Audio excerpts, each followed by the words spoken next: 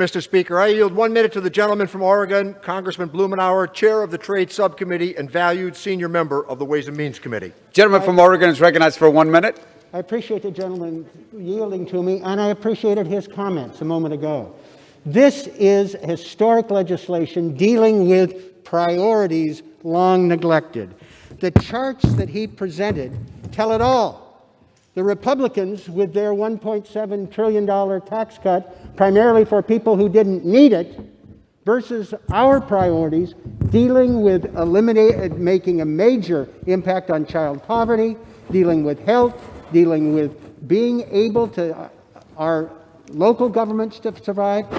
This is a reflection of democratic values. The difference it makes is stark. I am proud to vote in favor of the Recovery Act. I'm proud of what it's going to do for people who need it most. And the contrast between democratic priorities and what the Republicans did when they used reconciliation could not be more stark. I appreciate the gentleman illustrating it, and I hope that the House will approve this measure. Gentleman yields back. Gentleman from Massachusetts reserves. The gentleman from South Carolina is recognized. Mr. Speaker, I agree that the priorities could not be more stark when the Tax Cuts and Jobs Act led to the most successful economy in decades, if not ever, and the lowest unemployment amount African Americans, Hispanics, and women in the history of the United States. Whereas this bill represents just a massive expansion of our entitlement system. The Democrats, our priorities are to get people to work. The Democrats' priorities are to get people hooked on the government, to make them reliant on government checks. And with that, Mr. Speaker, I yield 2 minutes to the gentleman from Ohio, Mr. Winstrup. Well, thank you. You know, Mr. Speaker, I rise today to oppose this solely Democrat payoff spending bill. I would agree with my colleagues, it's historic. And I would agree with my colleagues, it's consequential. There's no doubt about it. And I'm sure that with $1.9 trillion, somebody will be helped. I'm quite sure of that. But the next generation of Americans are not going to be thankful. Let's be honest with the American people. This is not a COVID relief bill. Members of this body came together 4 times last Congress and passed legislation that actually provided relief to our constituents. This bill is so incredibly far away from that, as Republicans have been completely frozen out of this process. Mr. Speaker, what's the result? Only 9% goes towards defeating the virus. $1.5 billion for Amtrak, which is already sitting on $1 billion in unspent aid. Maybe riding Amtrak is a good place to socially distance. Maybe that's the reason. $50 million for environmental justice grants, Mr. Speaker. That doesn't educate our children. Roughly $1 trillion on other liberal pet projects, when we have $1 trillion from the previous bipartisan bills that's been left unspent. Can someone explain what that has to do with COVID relief? Anybody? If members are serious about directly addressing the medical and economic challenges our country faces, like getting businesses open, getting students back to school, getting vaccines to Americans who want them, I'll work with anyone in this body to do so. And you know Republicans will, because we did several times until Democrats ignored us this Congress. But please, let's not pretend this bill is about COVID relief. That simply is not true. Mr. Speaker, I yield back. Gentleman yields back. Gentleman from South Carolina reserves. Gentleman from Massachusetts is recognized. Thank you, Mr. Speaker. I want to yield 1 minute to the gentleman from Connecticut, Congressman Larson, Chair of the Subcommittee on Social Security and tireless champion of ensuring the delivery of stimulus checks to low-income retirees. The gentleman from Connecticut is recognized for 1 minute. Thank you, Mr. President. Mr. Speaker, I want to thank President Biden for his science-based efforts in defeating this virus with his unrelenting focus on putting American families back on their feet. The American Rescue Plan meets the moment and fulfills that old adage that help is on the way. This bill gets shots into your arms, money into people's pockets, and provides their communities, and especially our schools, with the relief that it needs. In Connecticut, 1.5 million working families will receive $4 billion. This relief is felt by those families. I say to my colleagues, as those families sit across the kitchen table and look across each other and talk about their day-to-day needs and what they need to be met, what needs to be met, Mr. Speaker. And so, this bipartisan relief package that we've put forward, and I say bipartisan because when you talk to the general public and when you talk to the people that need this relief directly, you see that more than 70% Democrats, Republicans, and unaffiliated support this bill. Thank you, Mr. Neal. Gentleman's time has expired. Gentleman from Massachusetts reserves. Gentleman from South Carolina is recognized. Thank you, Mr. Speaker. What my friends across the aisle are saying is, here, your $1,400 check, but don't look at what I'm doing behind my back with the other part of the $5,500 I'm borrowing in your name and the names of each of your children. And with that, Mr. Speaker, I yield 1.5 minutes to Mr. Reed from New York. Gentleman from New York is recognized for a minute and a half. Thank you, Mr. Speaker, and thank the gentleman for yielding. And Mr. Speaker, I don't need a sheet of paper to express my words here today. I rise in objection to this bill because this bill is being passed on the backs of 500,000 plus of our fellow American citizens' deaths, under the guise that you're passing a bill on a partisan basis on their souls in order to do COVID relief. This isn't relief. This is because you guys won the majority, and I'm speaking to the American people to speak truth.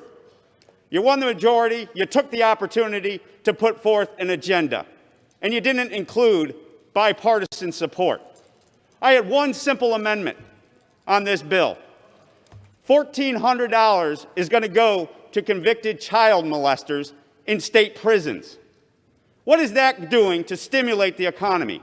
Why does a child molester who is sitting in state prison need $1,400 to buy cigarettes or play video games in state prison? That is your priorities. That's what you put in this bill. And you didn't even debate our bipartisan amendment to try to have that included. Let's be honest with the American people. You're playing politics. You're carrying forward an agenda. I get it, you won the election, but this is an emergency. This was a virus that killed our fellow American citizens. And we put together $4 trillion worth of relief to the American people on a bipartisan basis. We should have done it again, and you didn't. And it's wrong, and that's why I say no to this bill. Gentleman's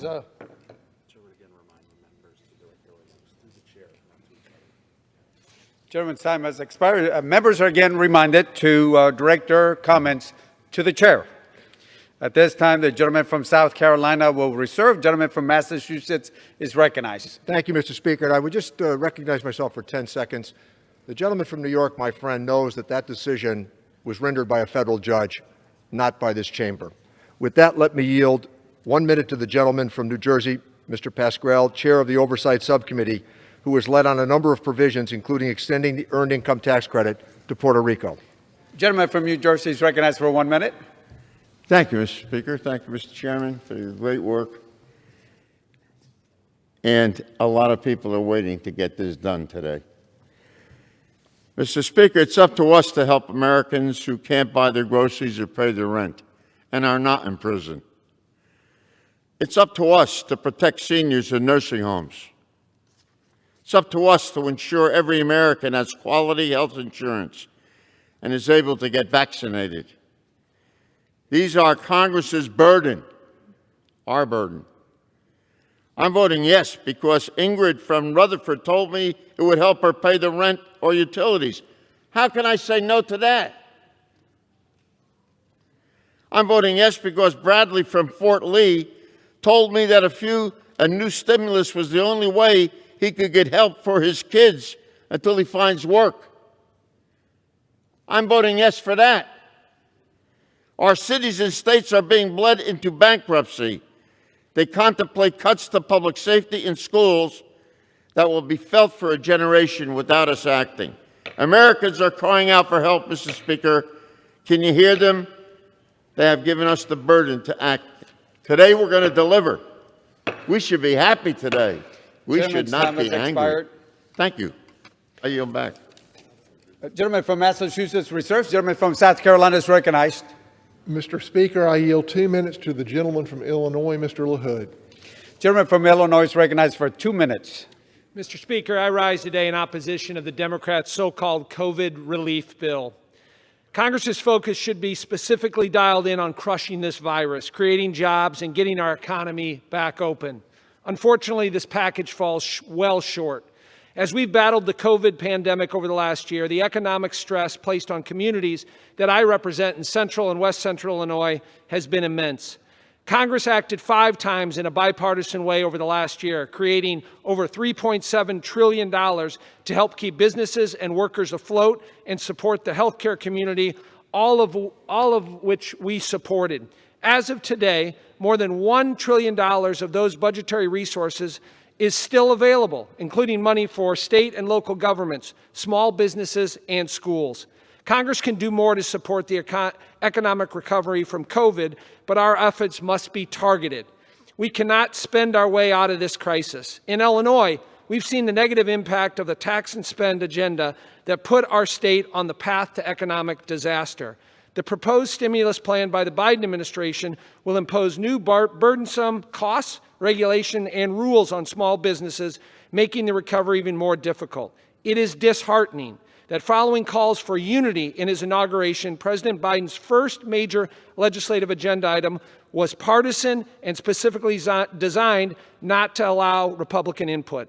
Instead of rewarding fiscally irresponsible states with huge bailouts, Congress should work together to incentivize growth, focus on job creation, and vaccine distribution.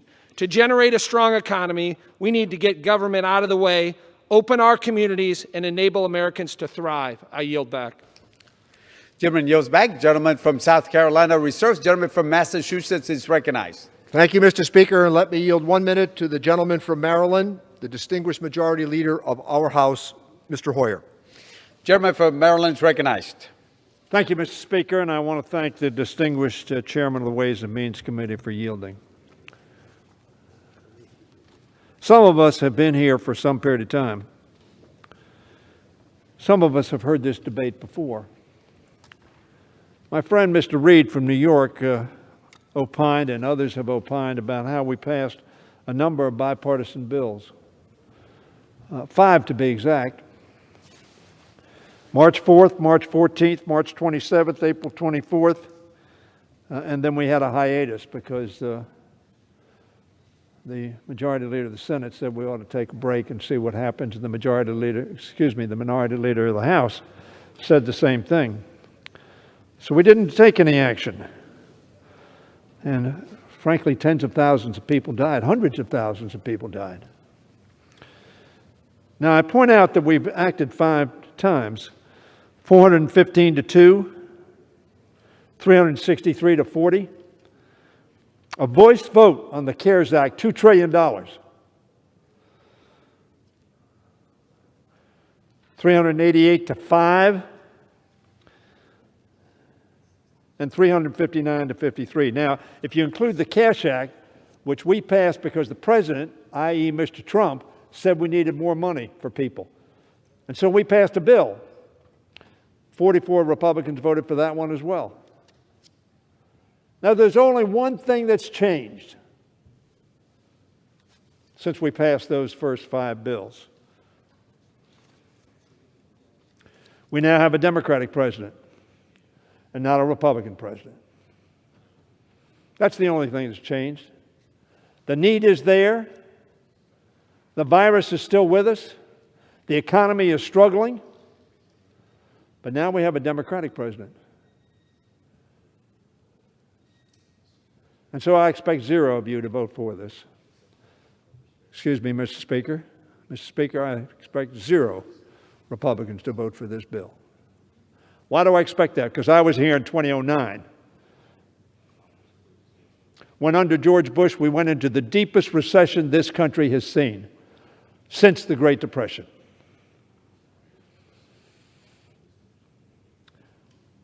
Very frankly, Mr. Speaker, we passed 2 major pieces of legislation to deal with that recession.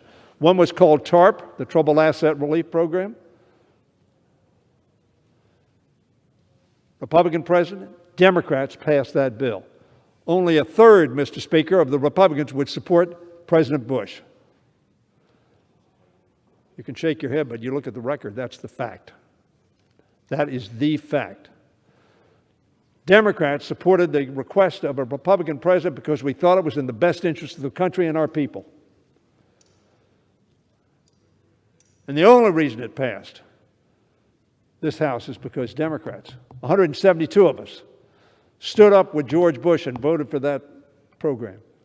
And it was a bad vote for us. It was the right thing to do, but politically it was a bad vote.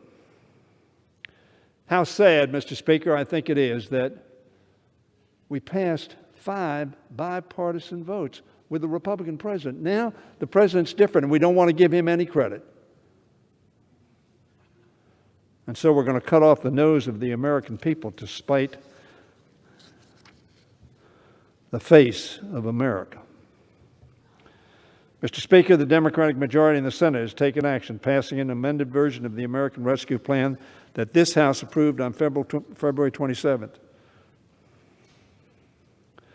The version they sent us back reflects the same commitment demonstrated by this House to take the big and bold action demanded by the American people, and overwhelmingly supported, not just by Democrats, but by Republicans.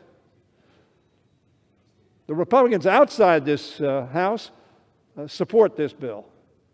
Only the Republicans inside this House, unanimously apparently, oppose this bill, while some 60% of the Republicans in America polled say we're for this bill. But we have a Democratic president, I get it. President Biden's plan is reflected in this legislation, and it says President Biden's plan, but this is our plan. This is a plan we built over a year of tough debate, long debate, substantive debate, and discussion on both sides of the aisle, and in a bipartisan fashion passed those 5 bills.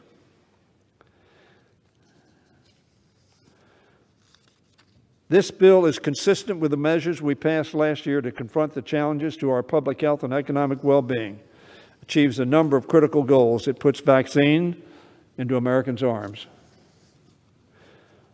It will put money in Americans' pockets. It will put children back in classrooms. It will put millions of Americans back to work and reopen businesses safely. And it will put at ease the front line and essential workers who are in the public sector, like teachers, the first responders, by ensuring that state, local, tribal, and territorial governments can keep them employed. Mr. Speaker, the American people overwhelmingly support this legislation, with more than 3/4 in favor of its enactment, according to a Morning Consult poll from March 3rd. I'd like to see some of the RNCC polls, because I think they give the same message. But of course, maybe those people polled didn't realize there was a Democratic president. Heaven forbid that we vote for something that a Democratic president wants.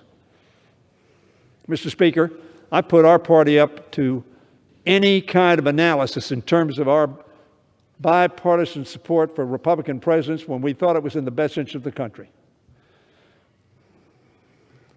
Nearly 6 in 10 Republicans want to see this bill passed. Listen to your people. I'm surprised that more of our Republican colleagues are not planning to vote for this legislation. I hope they'll do so.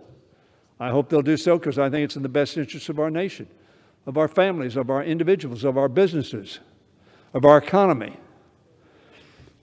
I hope they will join Democrats in taking action to help the nearly 10 million Americans who are out of work compared to this time last year.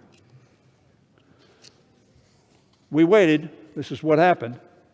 I hope they will also join Democrats in voting to extend expanded unemployment insurance benefits that would otherwise lapse for more than 11 million families this weekend, and to make good on our promise to send another round of $1,400 stimulus checks to most Americans, What are they going to do with that check? They're going to put it in the economy. And it's going to grow the economy and create jobs. And I hope they'll join us in supporting a massive effort at deploying vaccines and testing so we can defeat this virus. The American Rescue Plan means an end to failed approach of hitting the pause button. It didn't work. It's time to hit the start button. It's time to start building back better through bold action. That's a political slogan.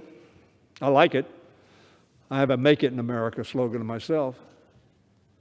But this is not about slogans. It's about investment in our country, in our economy, and in our people, our families, our children, and yes, the most vulnerable among us. That's what my faith teaches me to do. This is a vote to face our challenges with all of our strength and resolve. This is a vote to have each other's backs as fellow Americans in this time of difficulty. Mr. Speaker, with our votes today, we can send this legislation to President Biden so he can sign it into law and get the help that America and Americans need. I yield back the balance of my time. Gentleman yields back. Gentleman from Massachusetts reserves. The gentleman from South Carolina is recognized. Mr. Speaker, I would remind my friend, the majority leader, that the reason that this bill is not bipartisan is there's been no effort to make it bipartisan. There have been 0 committee meetings on this. Mrs. Pelosi uses COVID as an excuse to keep us away from Washington so that she can write these liberal grab bag bills on her own. And there were no hearings on this in the Ways and Means Committee, or I don't think any other committee. I'm sure we could have found a bipartisan response to this, but instead they chose, because they have the majority now, to ram through their list of liberal priorities and a massive expansion of the entitlement system under the guise of COVID relief. And with that, Mr. Chairman, I yield 1 minute to the gentleman from Georgia, Mr. Clyde. Gentleman from Georgia is recognized for 1 minute. Thank you, Mr. Speaker. I rise today in strong opposition to the Senate amendment to this payoff package. According to Treasury, at the end of 2020, $46 billion provided to states in CARES Act pandemic relief funding remained unspent. And this payoff package provides them an additional $360 billion. The partisan formula used will direct hundreds of millions more to liberal states like California and New York. That's because the formula is determined by the state's population of unemployed people. States that enacted stricter lockdowns with a heavy hand of government saw higher unemployment rates and therefore will get more money. I will also highlight the racist, socially disadvantaged farmers and ranchers provision. This provision should be a clear violation of the Civil Rights Act of 1964, and I call on the Department of Justice to investigate it if it becomes law. It is shameful and, in my opinion, illegal. I cannot justify conditioning relief aid based on race and ethnicity. This is not equality under the law. Federal aid dollars should be colorblind, and this bill puts the federal government in a precarious position. I urge my colleagues to vote no on this relief package. Gentleman yields back. Gentleman from South Carolina reserves. Gentleman from Massachusetts is recognized. Thank you, Mr. Speaker. I ask unanimous consent to include a statement in the record regarding Section 9706 of the bill. Without objection. Mr. Speaker, I'm glad Mr. Hoyer also pointed out that many of us did support President Bush's rescue package. I voted for it twice. We met with Hank Paulson, the Secretary of the Treasury, in the Ways and Means Committee library, and he said, you have to do this. We followed suit and supported it. I want to yield 1 minute to the gentleman from Illinois, Congressman Davis, Chair of the Worker and Family Support Subcommittee, who has been a champion for the expanded child care credit in this legislation. Mr. Speaker, this is the day that millions of Americans have been waiting for, and now it's here. This is the day that we get serious about cutting child poverty in half, putting millions of doses in the arms of people, vaccinations that they will get. This is the day that individuals, when they know that their unemployment check is coming, They have hope because now they can pay their rent, pay the mortgage, buy the baby milk, get the automobile repaired. This is the day that the pastor in my church would say, that the Lord has made. Let us rejoice and be glad in it. I say this is the day that we restore the economy of America and save our nation. Thank you, Mr. Speaker, and I yield back. Gentleman yields back. Gentleman from Massachusetts reserves. Gentleman from South Carolina is recognized. Thank you, Mr. Speaker. I would respond to the comments of my friend, the chairman of the Ways and Means Committee, when he said that he voted in favor of the bill when Hank Paulson came over and said it's something we needed to do, as opposed to this bill, which President Obama's former director of National Economic Council warned about consequences of this bill for the value of the dollar and financial stability because of the excessive borrowing that we're doing. Again, folks back home, we're borrowing $5,500 in your name and your wife's name and your children's name and giving you $1,400 of it. And President Biden's chief of staff boasted about this bill that this is the most progressive domestic legislation in a generation. So it's no surprise, Mr. Speaker, that there is no bipartisan support for this bill. And Mr. Speaker, I reserve. Gentleman reserves. Gentleman from Massachusetts is recognized. Mr. Speaker, I want to yield 1.5 minutes to the gentleman from New Jersey, Chairman Frank Pallone of the Energy and Commerce Committee. Gentleman from New Jersey is recognized for 1.5 minutes. Thank you, Mr. Speaker. I heard some of the Republican members say they want to fight the virus, yet they're voting no on this bill. Well, I would say you should do the opposite. If you want to fight the virus, you should be voting yes on this bill. Unlike under President Trump, when there was no national plan to fight the virus, under President Biden, for the first time, we have a national plan to fight the virus that does not force states and local governments to compete with each other for testing, contact tracing, and medical supplies.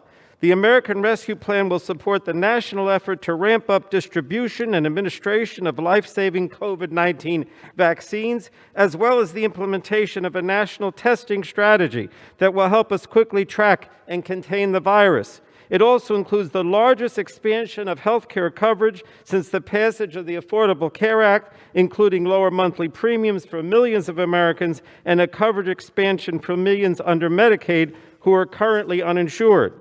Mr. Speaker, the American Rescue Plan lives up to its name. It rescues families by providing critical utility bill assistance so they can keep their lights on, the heat working, and the water running. It rescues kids by boosting internet connectivity to bridge the digital divide and close the homework gap. Mr. Speaker, the American people are hurting. This legislation will rescue our families, our communities, and our nation as we continue to confront this devastating pandemic and the ongoing economic crisis. It's time to act, and this is the bill to bring us forward. Thank you, Mr. Speaker. I yield back. Gentleman yields back. Gentleman from Massachusetts reserves. Gentleman from South Carolina is recognized. Mr. Speaker, I ask unanimous consent that Mr. Brady, the Republican leader of the Ways and Means Committee's statement in this bill, on this bill, be included in the record. The request will be covered by General Leaf.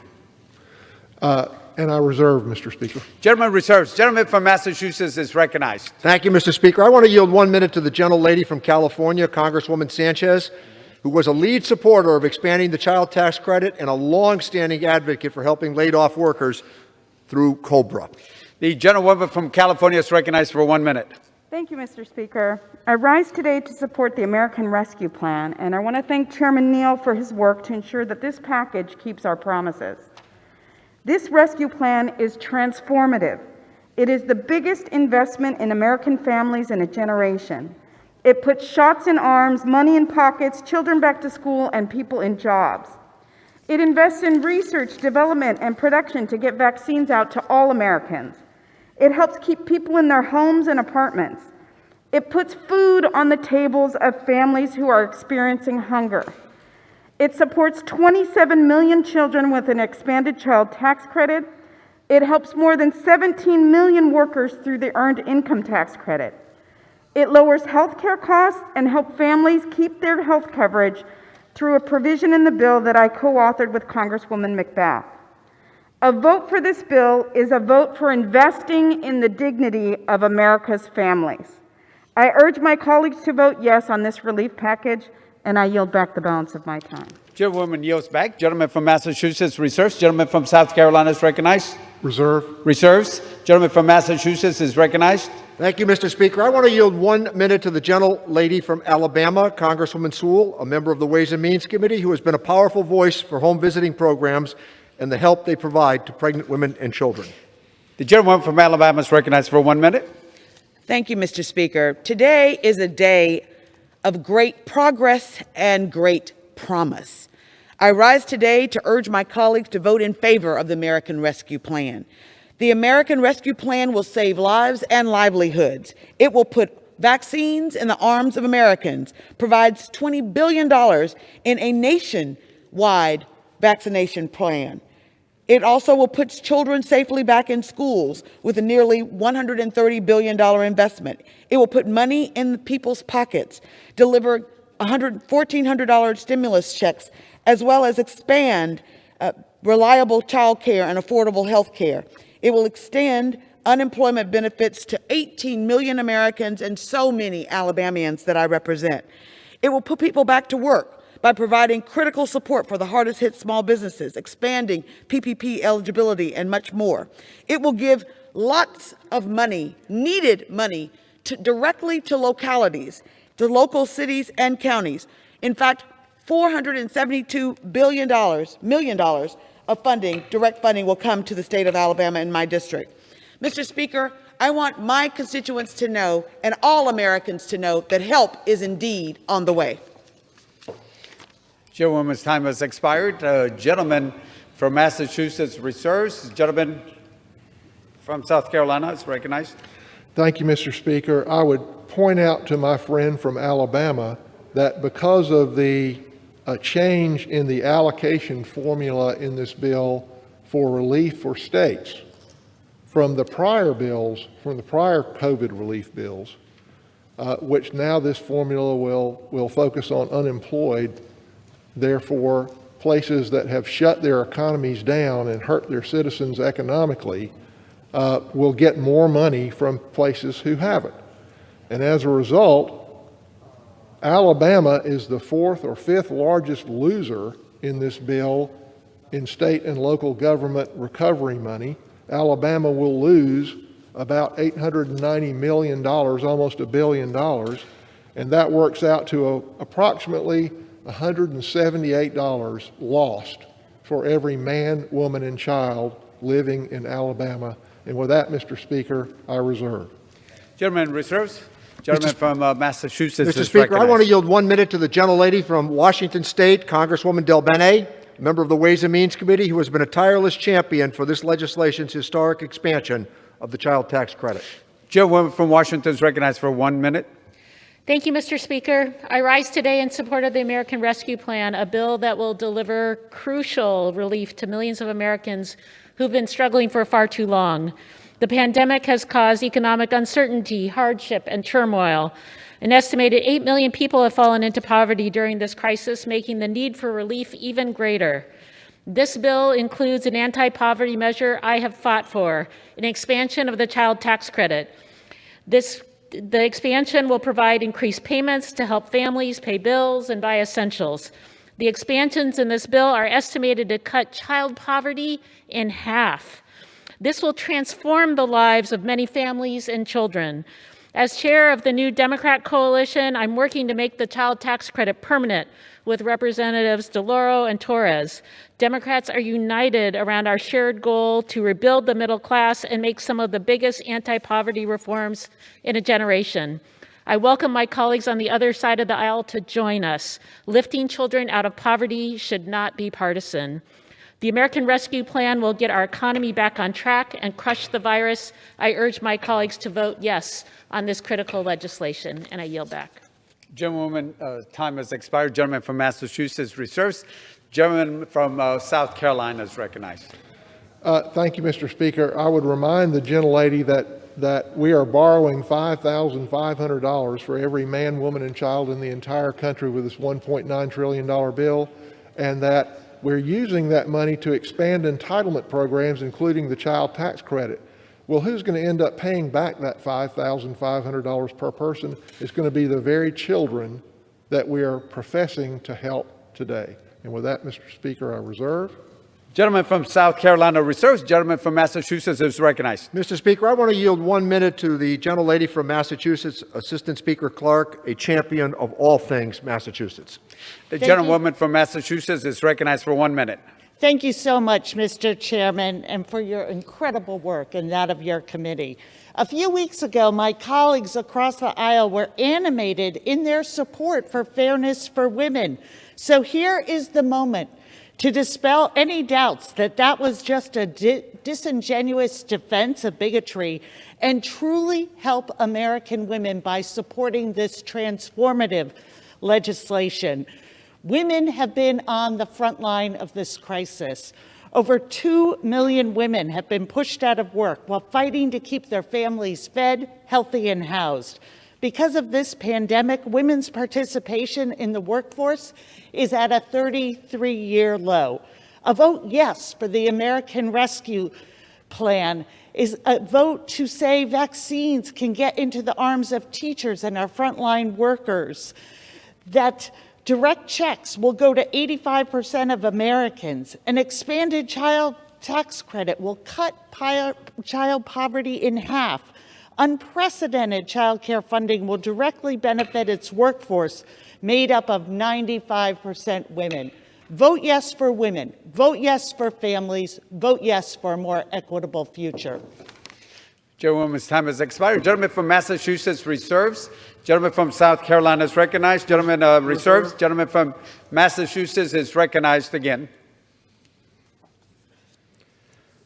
Let me yield 1 minute to the gentleman from Virginia, Mr. Byer, a valued member of the Ways and Means Committee who played a central role in shepherding this legislation through 2 days of Ways and Means consideration. Gentleman from Virginia is recognized for 1 minute. Thank you, Mr. Speaker, and thank you, Mr. Chairman. Mr. Speaker, my vote today for the American Rescue Plan will be the most consequential vote I have ever cast. Today, we showed that democracy works. Today, we make available all the resources needed to end a pandemic that has killed 527,000 Americans. Today, we lift millions of American children out of poverty. Today, we make the investment to get our children back to school safely. Today, we authorize economic income payments to millions of our citizens behind on their rents and car payments and unable to buy groceries. Today, we extend unemployment insurance for the 10% of Americans still out of work because of the virus. Today, we send national help to those state and local governments who employ the heroes who provide our quality of life. Police, firefighters, teachers, child protective service workers, sanitation workers, and many others. And today, we reject the social Darwinism of our Republican friends. We reject the ethic of every man, woman, and child for themselves. Mr. Speaker, I'm proud to vote for this bill today, and I yield back. Gentleman yields back. Gentleman from Massachusetts reserves. Gentleman from South Carolina reserves.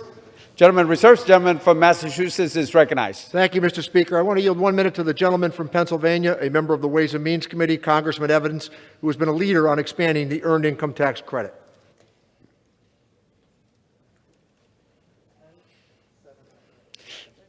Gentleman from Pennsylvania is recognized for 1 minute.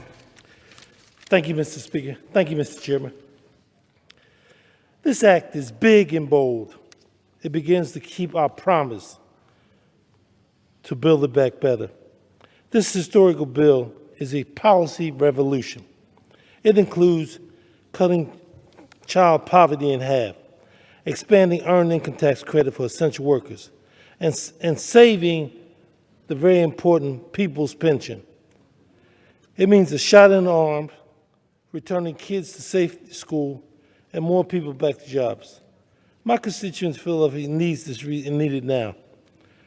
This is something that we all should be working together. I thank the chairman and the Ways and Means Committee and all of the staff for working effort to save this very important act. This is something that we need long to do, and I'm glad to be a part of it. Thank you. I yield back the balance of my time. Gentleman yields back. Gentleman from Massachusetts reserves. Gentleman from South Carolina continues to reserve.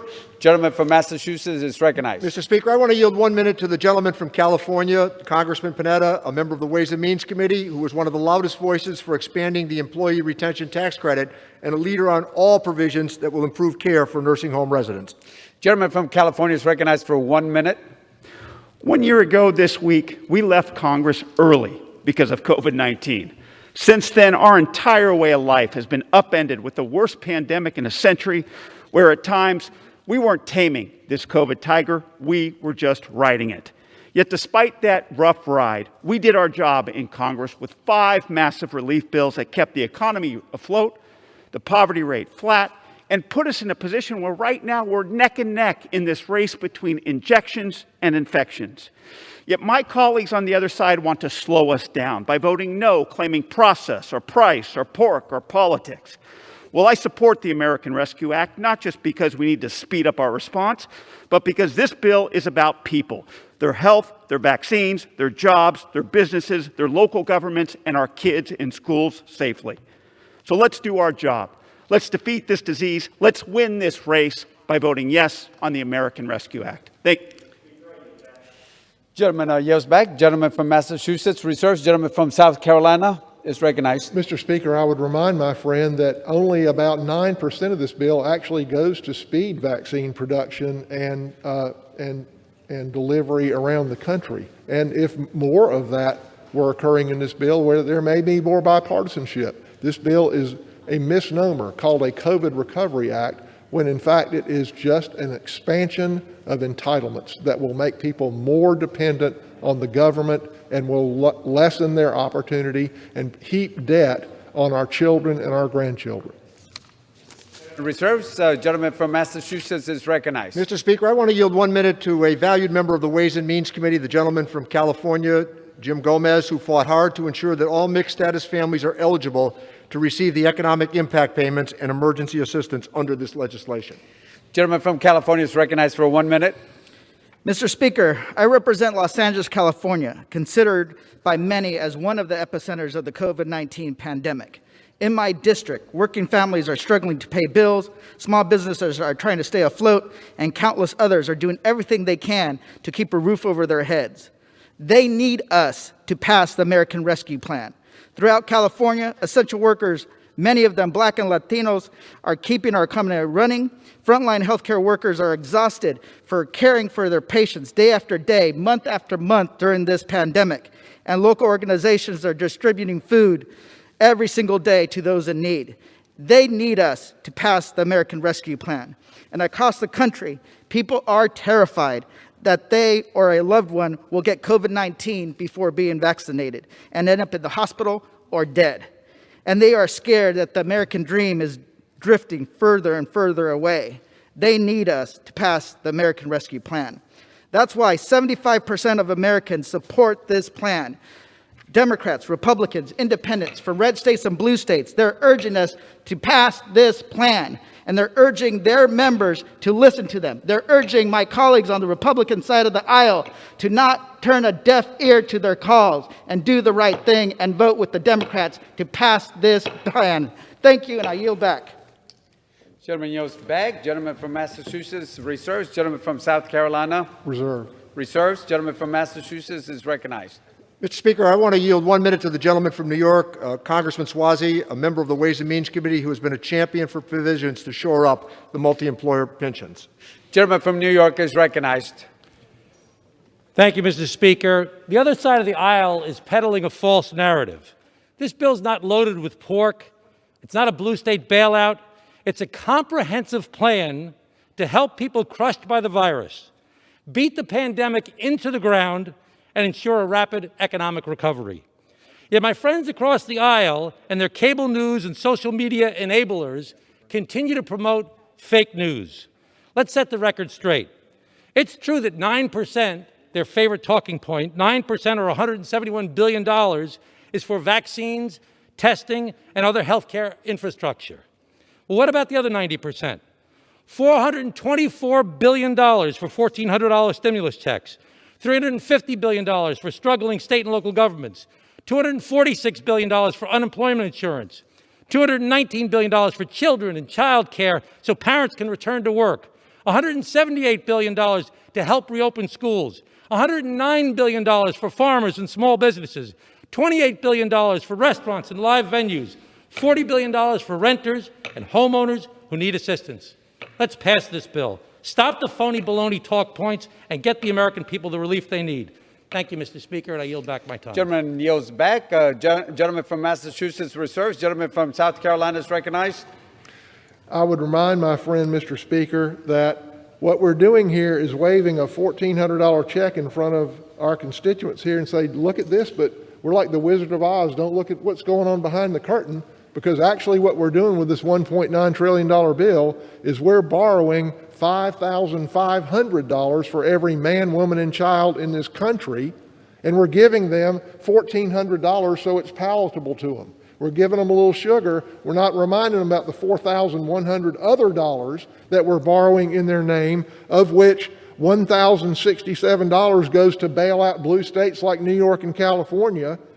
$177 of their money, of that $4,100, goes to bail out union pension plans. $750 of folks back home, of your $4,100 that we're borrowing in your name and your wife's name and your kids' names, is going to extend unemployment benefits to pay people more to sit home than they can make at work. $34 goes to museums and Native American language preservation, $393 for K through 12, and $120 goes to colleges and universities of your money, each of your money, and there's no requirement that they reopen. $58 goes for public health organizations, including Planned Parenthood. So this bill, again, is simply a guise. COVID relief, no. As Mr. Clyburn said, let's use this disaster to mold things to our vision,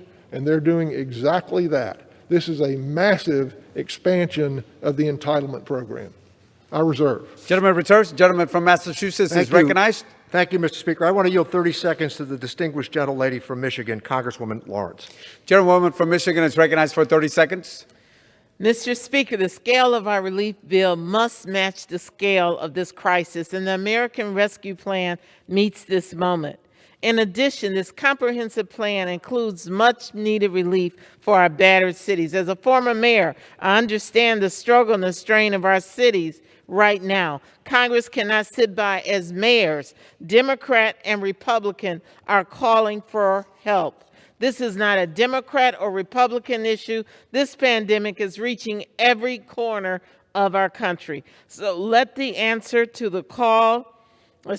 this call and pass the American Rescue Plan. I yield back. Thank you. Chairwoman yields back. Gentleman from Massachusetts reserves. Gentleman from South Carolina is I just recognized. want to remind the people back home that the scale of this plan that she's talking about is $5,500 borrowed for every man, woman, and child in this country, and your children will pay that money back. They'll pay it back in higher taxes. They'll pay it back in lost opportunity. They'll pay it back in weaker economic growth. Gentleman reserves. Gentleman from Massachusetts is recognized. Yield 30 seconds to the gentlelady from New Mexico, Congresswoman Ledger Fernandez. Gentlewoman from New Mexico is recognized for 30 seconds. Mr. Speaker, I've spoken with New Mexicans all across my district. I've talked to mayors, local officials, tribal leaders. The same question I've asked them: what do you need? What they've all said, Republicans and Democrats alike, is they need this rescue plan. Our small businesses are ready to put this lifeline to use. Our frontline workers, families, and farmers are ready. New Mexico is ready to start climbing out of this crisis. Americans have told us what they need. We've listened, and now we are delivering. I yield back. Gentlewoman yields back. Gentleman from Massachusetts reserves. Gentleman from South Carolina is recognized. I reserve. Gentleman reserves. Gentleman from Massachusetts is Thank recognized. you, Mr. Speaker. Could I inquire as to how much time is left for both sides? Gentleman from Massachusetts has 3 minutes, and gentleman from South Carolina has 7 minutes. We are prepared to close. Gentleman's recognized. Mr. Speaker, More than once today, there's been reference to the recovery bills at the end of the Bush administration and the beginning of the Obama administration coming out of a very bad financial crisis. And of course, this COVID pandemic has led to a financial crisis in this country. But the difference in the response here is stark between the two. Coming out of the Bush administration and into the Obama administration, we expanded government, we raised taxes, we expanded regulations, and we adopted recovery bills that weren't focused on economic growth. And the result of that was through 8 years of the Obama-Biden administration, we had stagnant growth.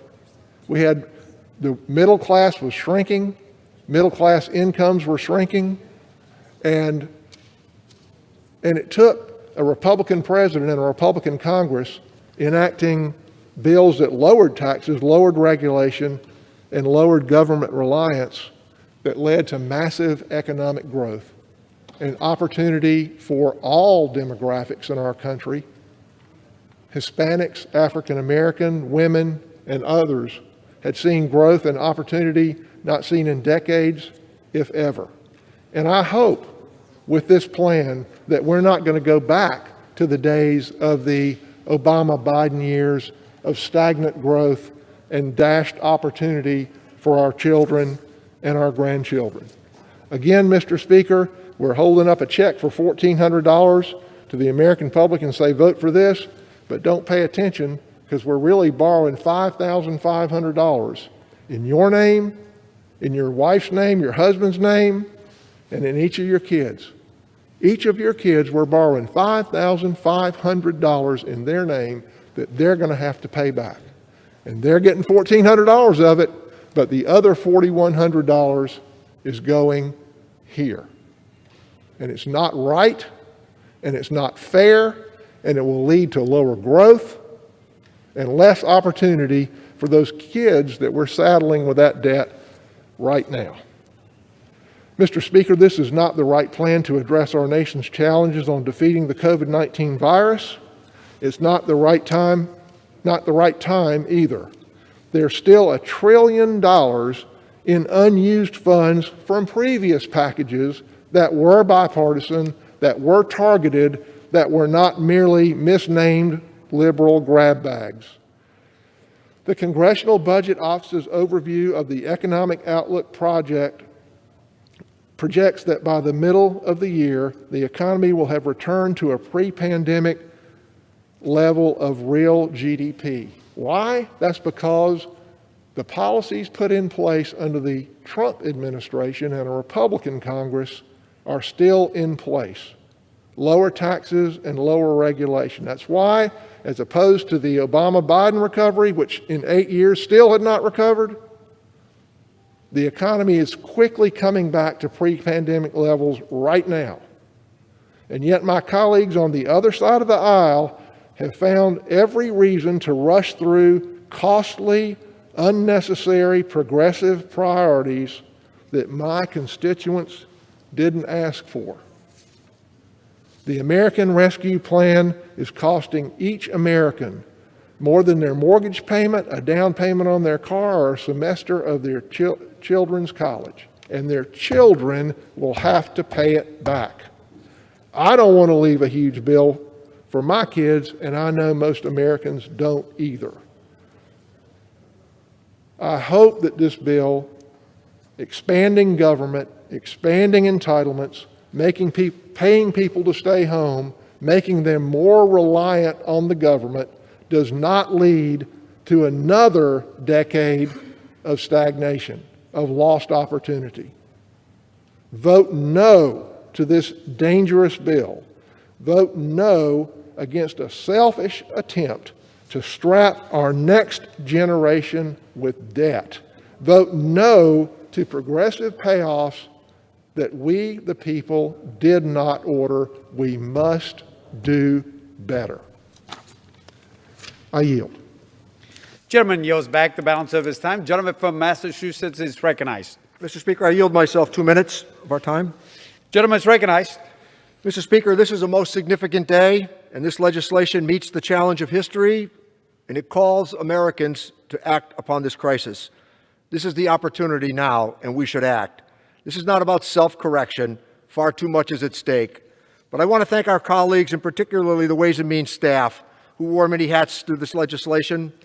From crafting this package to the brutal negotiations with the Senate, they've worked long hours while facing the same challenges presented by remote school, lack of child care, and concern for family members that Americans face every moment through this crisis.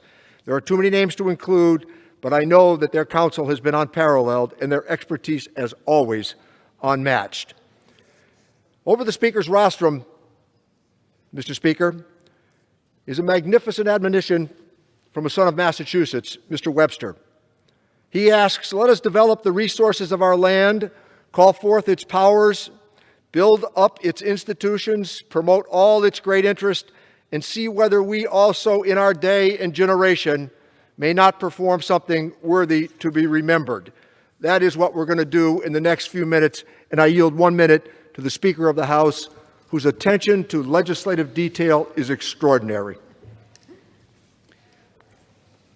The gentlewoman from California is recognized. Thank you, Mr. Speaker. I thank the gentleman for yielding and thank him for his extraordinary leadership in putting nearly $1 trillion into the pockets of the American people. I thank him and Mr. Yarmuth, the chair of the Budget Committee, for their leadership on this legislation, of course, on this debate this afternoon. It was dazzling to see them and the Democratic chairs and members speak up about this important legislation. And thank you, Mr. Chairman, for pointing out the inconsistency on the part of our colleagues across the aisle in complaining about money helping the poorest of poor children in our country, while they didn't hesitate to give large amounts of money to the richest people in America in their Republican tax scam. Your charts were very eloquent, Mr. Chairman.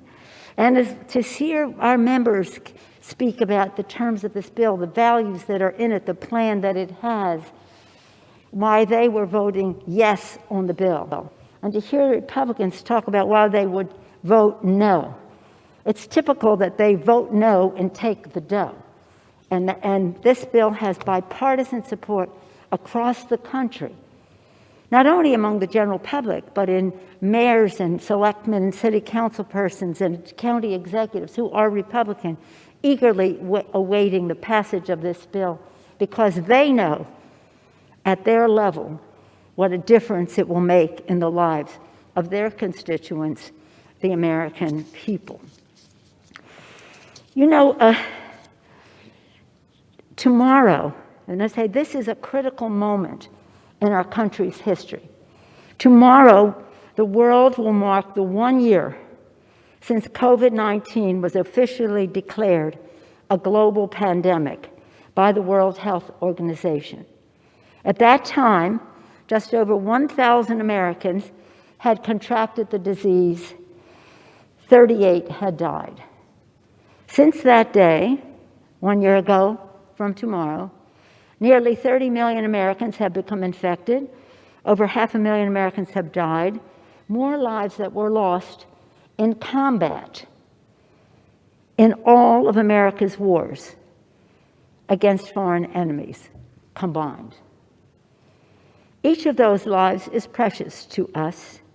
We feel each loss profoundly and pray for their families and for the families of those who have contracted the virus and are still affected by it.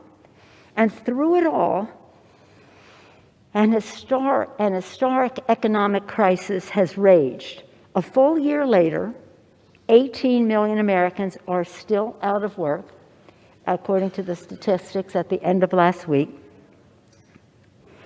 And nearly 10 million jobs may have been lost. We hope to stop that. And the most vulnerable among us have been disproportionately affected. Moms pushed out of the labor market, women and minority-owned businesses forced to shutter, communities of color facing rising disparities.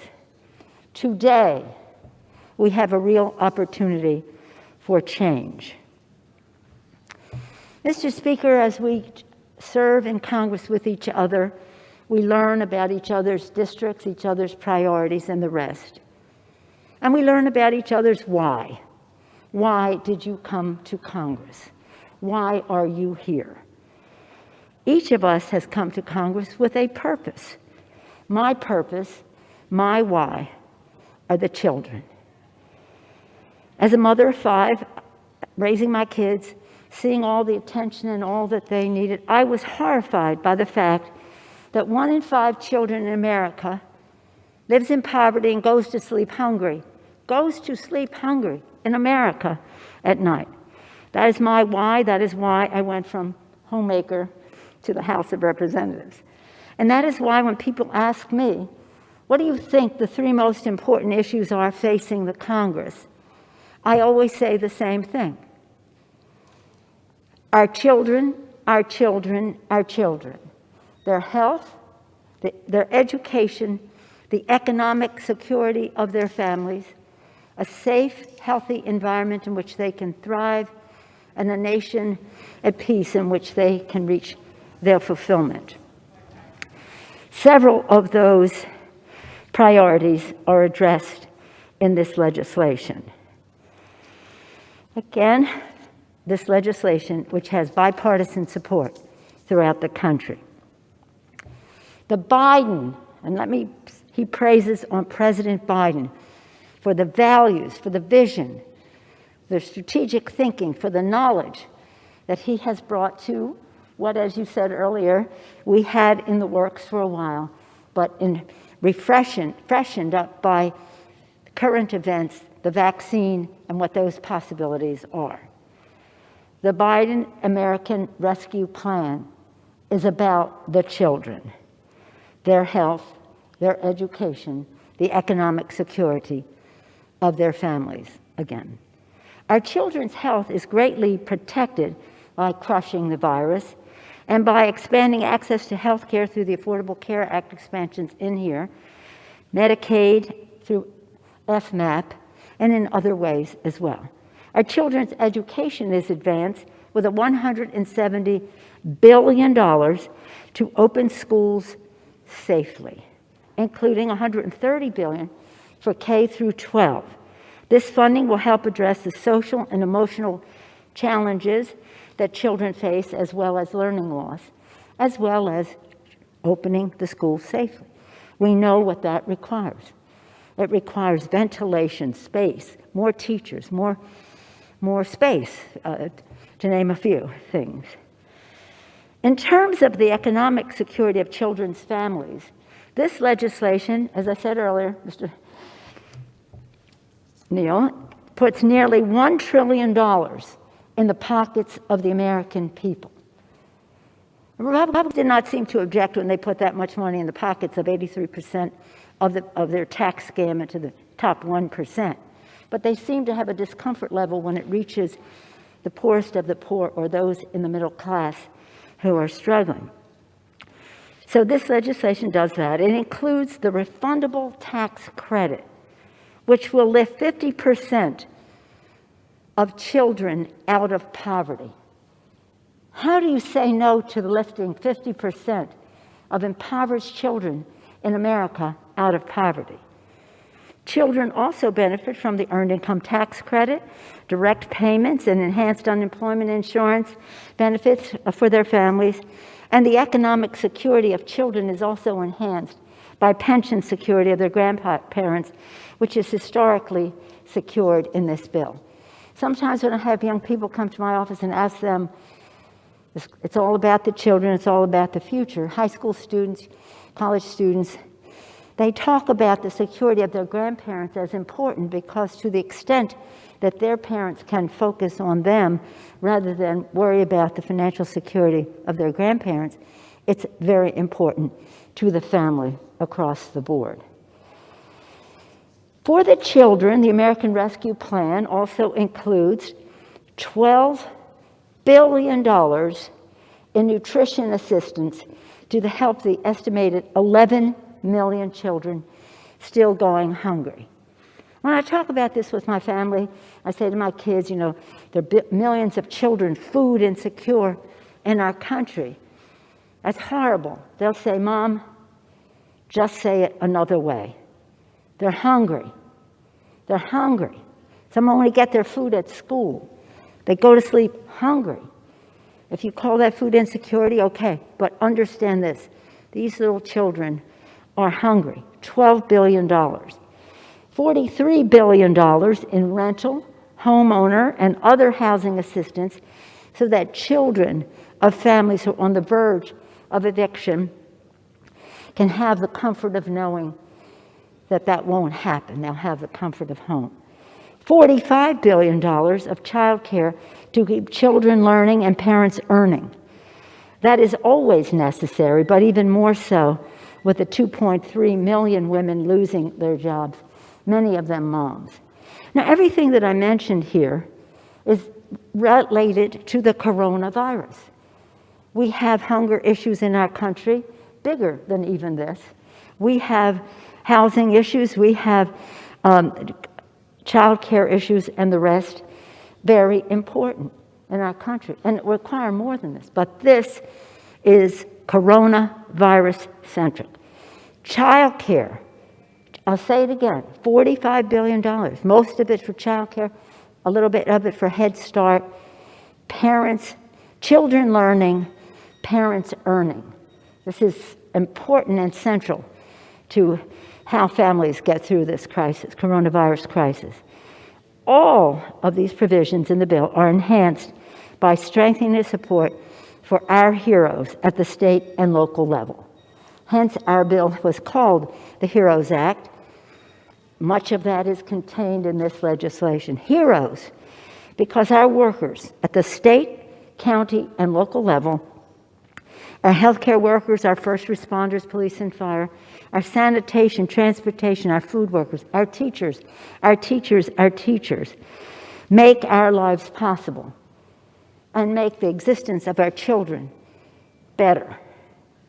Because many of these jobs are jobs that are needed. Whatever we spend on education in this bill is a small percentage of what state and local government spends on education. More than 90% of it comes from the state and local. So in this legislation, we are ensuring that state and local government keep them in their jobs, these heroes that we talked about, and will help fight the fiscal pressure that they have because of the cost of addressing the coronavirus crisis, as well as revenue lost because of shutdowns and the rest. I was raised in a mayor's household as a daughter and sister of a mayor of Baltimore. The recognition of the role that local government plays is very important to me, local and state. But the local government is the first line of defense, and we are determined to fight any attempts to weaken what was in this legislation for local government. One of the values respected in this legislation is our commitment to communities of color, including Native Americans especially, who continue to face serious health and economic disparities. This legislation will, among other steps, address the 8 in 10 minority-owned businesses on the brink of closure. 8 in 10 minority-owned businesses. The American Rescue Plan, Mr. Speaker, is a force for fairness and justice in America. This legislation is one of the most transformative and historic bills any of us will ever have the opportunity to support. It's one of the most transformative that I have seen in my over 30 years in the Congress. It is as consequential as the Affordable Care Act, which expanded health care to more than 20 million people and made benefits much better for over 150 million families. Today, we have a decision to make of tremendous consequence, a decision that will make a difference for millions of Americans, saving lives and livelihoods. And with all the decisions, it is a decision that we will have to answer for. We will give the American Rescue Plan a resounding and hopefully bipartisan vote to reflect the bipartisan support that it has in the country. And we will get to work immediately to deliver life-saving resources springing from this bill as soon as it is passed and signed, as we join President Biden in the promise, in his promise, that at last help is on the way. For the people, for the children, I urge a yes vote and yield back the balance of my time. Gentlewoman yields back. Gentleman from Massachusetts is recognized. I yield back my time, Mr. Speaker. All time for debate has expired. Pursuant to House Resolution 198, the previous question is ordered. The question is on the motion by the gentleman from Kentucky, Mr. Yarmouth. Those in favor say aye. Those opposed say no. The ayes have it. The motion is agreed to. Gentleman from South Sir, I Carolina. request a recorded vote. Pursuant to Section 3S of House Resolution 8, the yeas and nays are ordered. Members will record their votes by electronic device.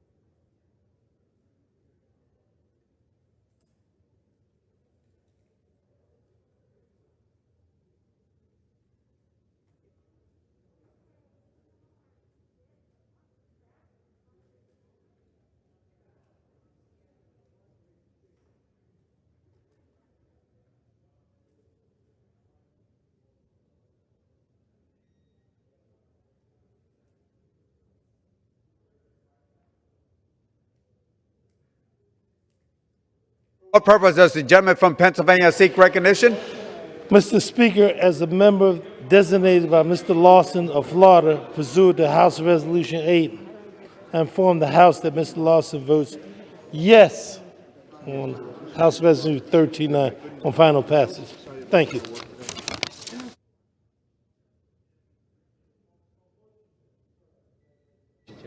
Mr. Speaker, a motion to concur on Senate. Gentleman from Pennsylvania. Designated by Mr. Lawson of Florida, pursuant to House Resolution 8, I inform the House that Mr. Lawson will vote yes on the motion to concur on Senate amendments.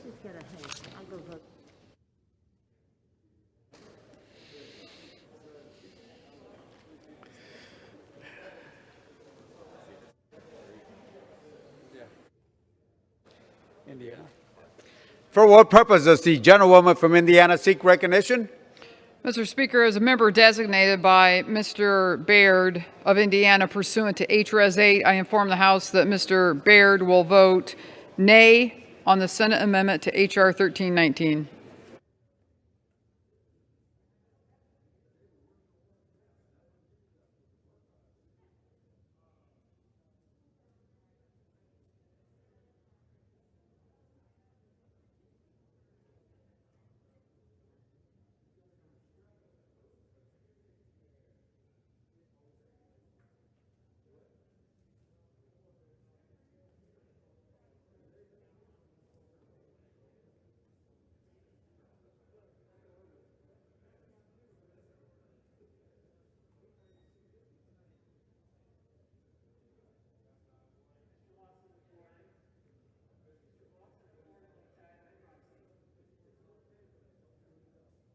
What purpose does the gentlewoman from New Mexico seek recognition?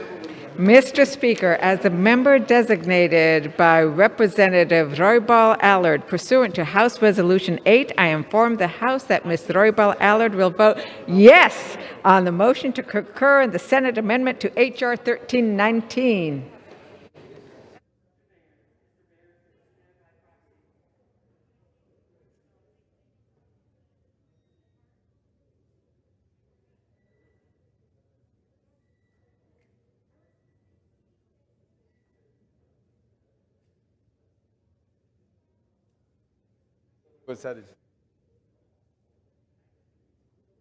For what purpose does the gentleman from New York seek recognition? As the member designated by Chairwoman Eddie Bernice Johnson pursuant to H-Res 8, I inform the House that Chairwoman Johnson will vote yea on H.R. 1319. As the member designated by Chairwoman Zoe Lofgren pursuant to H-Res 8, I inform the House that Chairwoman Lofgren will vote yea on H.R. 1319.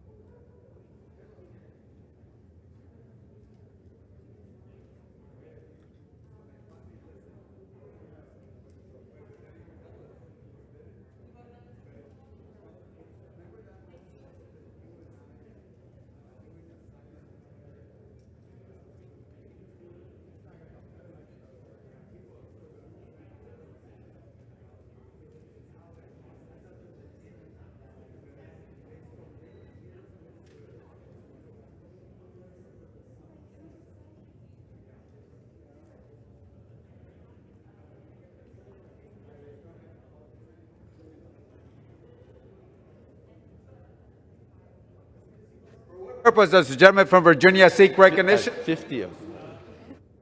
Mr. Speaker, as a member designated by Mr. Liu pursuant to H.R.S. 8, I inform the House that Mr. Liu will vote yes on the motion to concur in the Senate amendment to H.R. 1319. As a member designated by Mr. Lowenthal pursuant to H.R.S. 8, I inform the House that Mr. Lowenthal will vote yes on the motion to concur in the amendment to H.R. 1319. As a member designated by Ms. Barragan pursuant to H.R.S. 8, I inform the House that Ms. Barragan will vote yes on the motion to concur in the Senate amendment to H.R. 1319.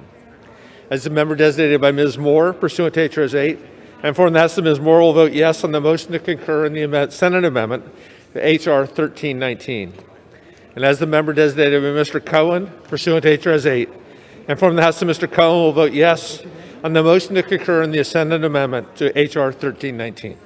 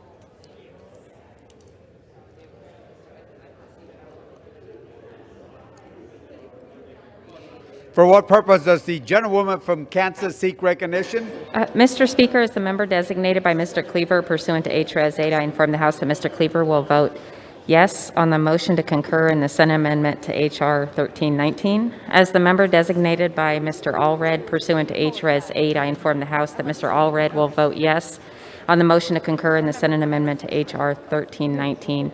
As the member designated by Mr. DeFazio pursuant to H.R.S. 8, I inform the House that Mr. DeFazio will vote yes on the motion to concur in the Senate amendment to H.R. 1319.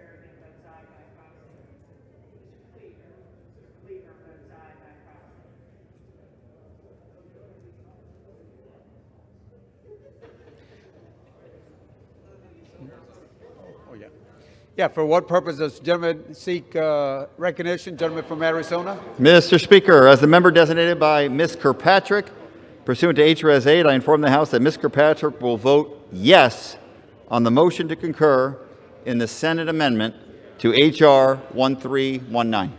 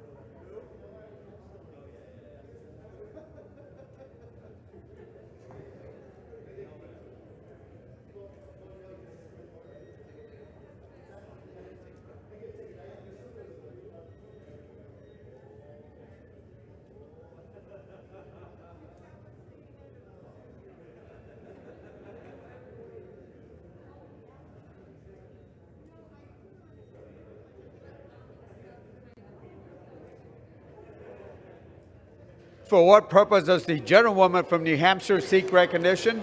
Mr. Speaker, as the member designated by Ms. Pingree pursuant to H.Res. 8, I inform the House that Ms. Pingree will vote yea on the motion to concur in the Senate amendment to H.R. 1319.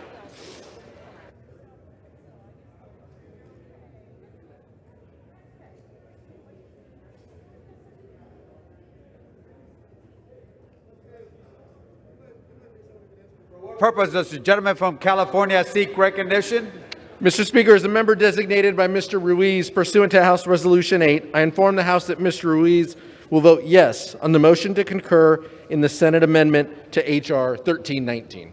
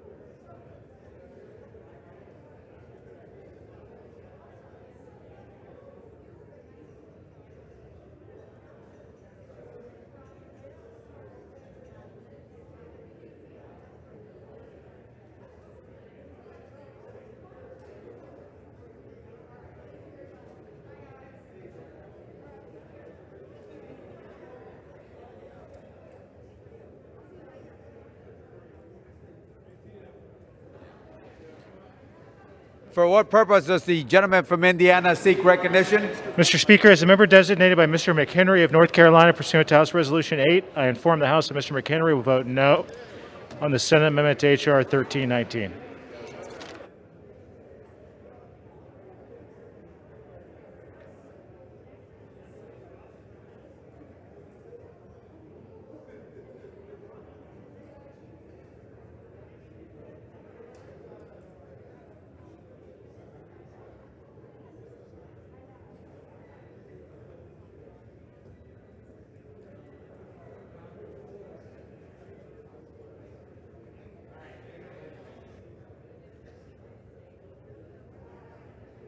For what purpose does the gentlewoman from Virginia seek recognition? Mr. Speaker, as the member designated by Mr. McEachin pursuant to H.Res. 8, I inform the House that Mr. McEachin will vote yes on the motion to concur in the Senate amendment to H.R. 1319. And as the member designated by Ms. Porter pursuant to H.Res. 8, I inform the House that Ms. Porter will vote yes on the motion to concur in the Senate amendment to H.R. 1319.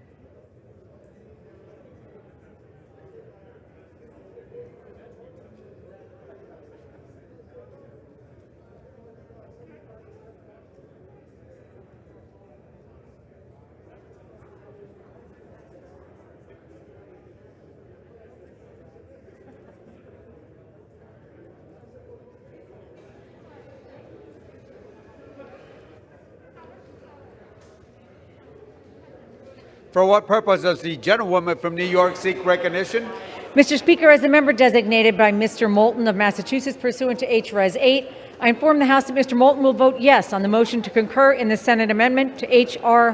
1319.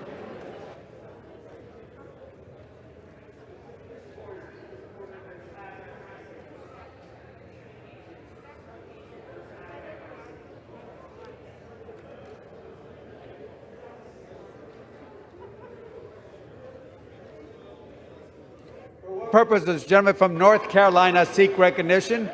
As the member designated by Mr. Thompson of Mississippi, pursuant to H-Res 8, I inform the House that Mr. Thompson will vote yes. He will vote yes on the motion to concur in the Senate amendment to H.R.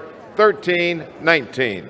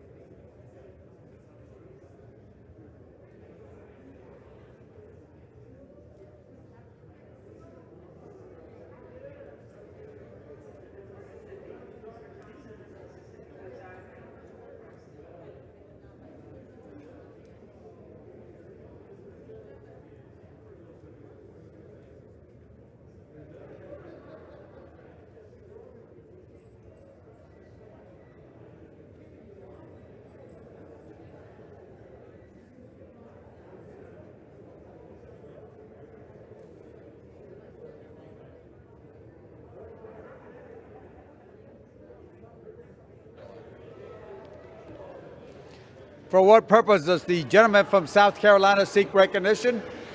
Mr. Speaker, as a member designated by Mr. Brian Babin from Texas pursuant to H.R.S. 8, I inform the House that Mr. Babin will vote nay on the Senate amendment to H.R. 1319.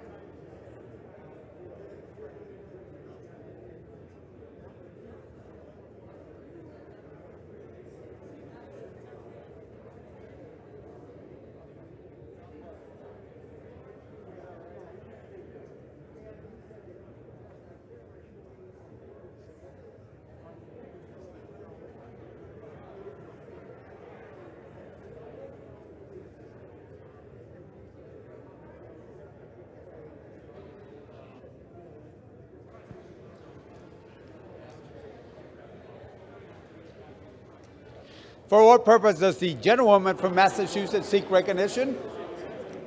As the member designated by Ms. Mang pursuant to H-Res 8, I inform the House that Ms. Mang will vote yes on the motion to concur in the Senate amendment to H.R. 1319.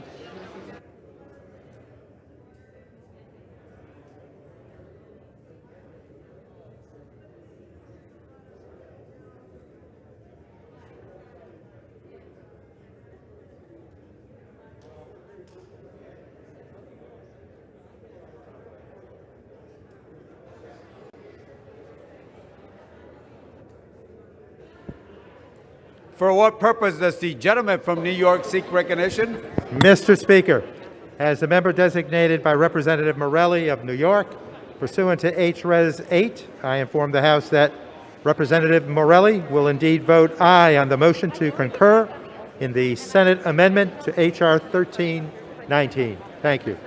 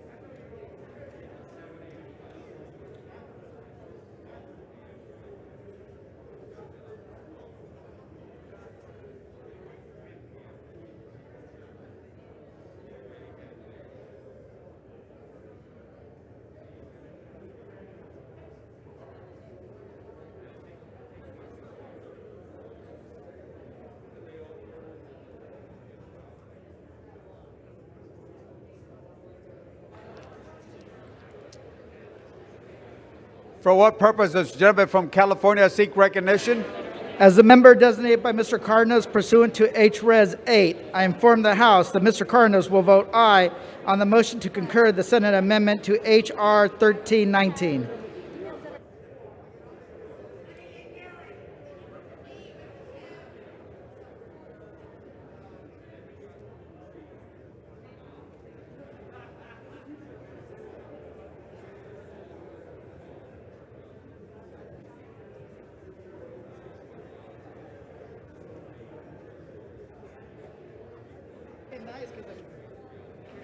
For what purpose does the gentlewoman from Florida seek recognition? Mr. Speaker, as the member designated by Mr. Hastings of Florida pursuant to H-Res 8, I inform the House that Mr. Hastings will vote yea on the Senate amendment to H.R. 1319. And Mr. Speaker, as the member designated by Mr. Payne of New Jersey pursuant to H-Res 8, I inform the House that Mr. Payne will also vote yea on the Senate amendment to H.R. 1319.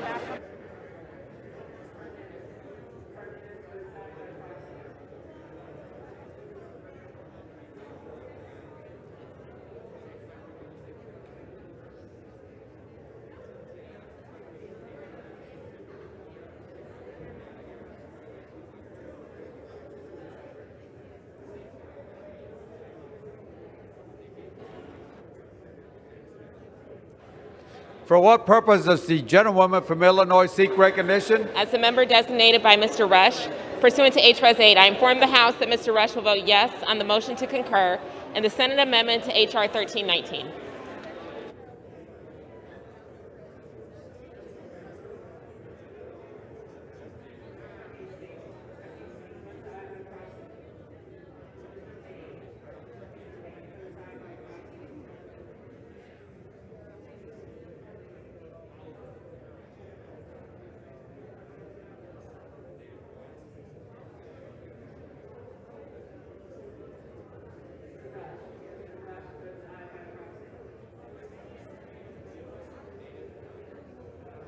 For what purpose does the gentleman from California seek recognition?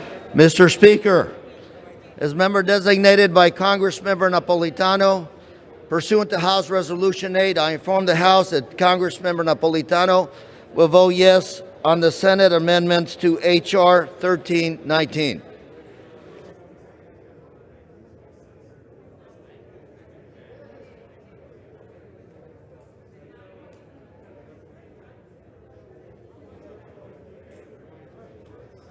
For what purpose does the gentlewoman from Washington seek recognition? As the member designated by Ms. Strickland pursuant to H.Res. 8, I inform the House that Ms. Strickland will vote yes on the motion to concur in the Senate amendment to H.R. 1319.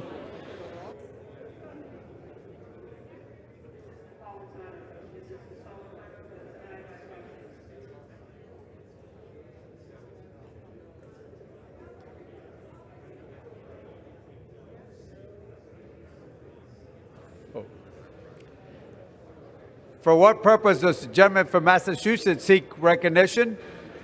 Good afternoon, Mr. Speaker. As the member designated by the Honorable James Langevin of Rhode Island and pursuant to House Resolution number 8, I'd like to inform the House that Mr. Langevin will vote yes in concurring in the Senate amendment on H.R. 1319, the American Rescue Plan of 2021. Thank you.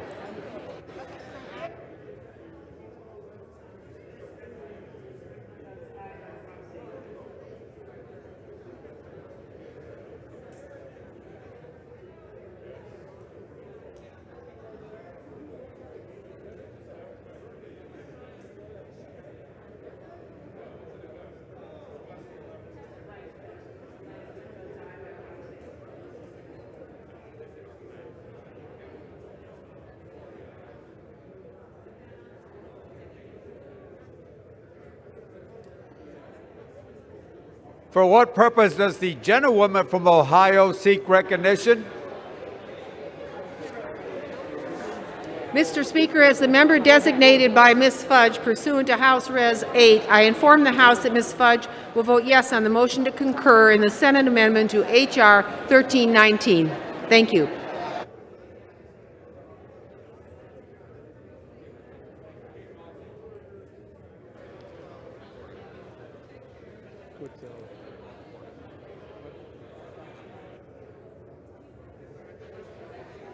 Hey, for what purpose does the gentleman seek recognition? Thank you, Mr. Speaker. As a member designated by Mr. Stube of Florida pursuant to H.R.S. 8, I inform the House that Mr. Stube will vote no on the Senate amendment to H.R. 1319.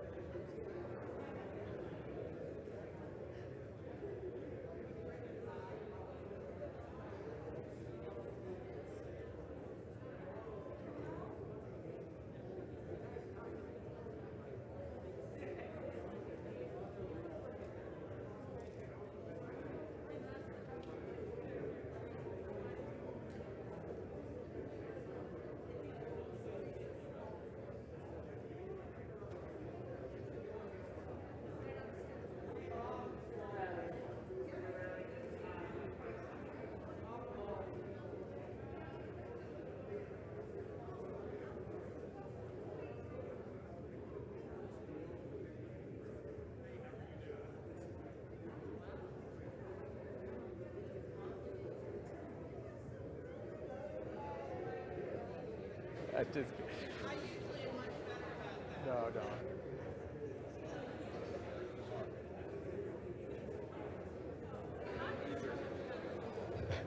For what purpose does the gentleman from New Jersey seek recognition? Mr. Speaker, as the member designated by Ms. Bonnie Watson Coleman pursuant to H.R.S. 8, I inform the House that Ms. Watson Coleman will vote yes on the motion to concur in the Senate amendment to H.R. 1319.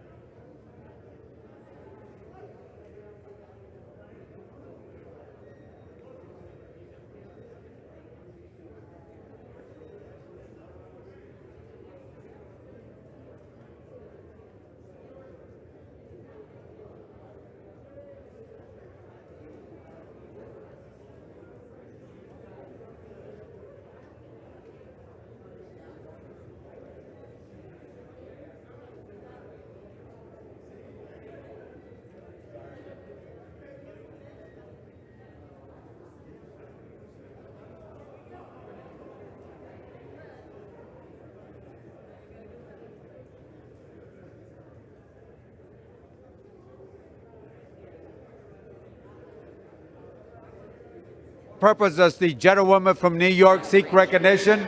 As a member designated by Ms. Bush of Missouri pursuant to House Resolution 8, I inform the House that Ms. Bush will vote yes on the motion to concur in the Senate amendment to H.R. 1319.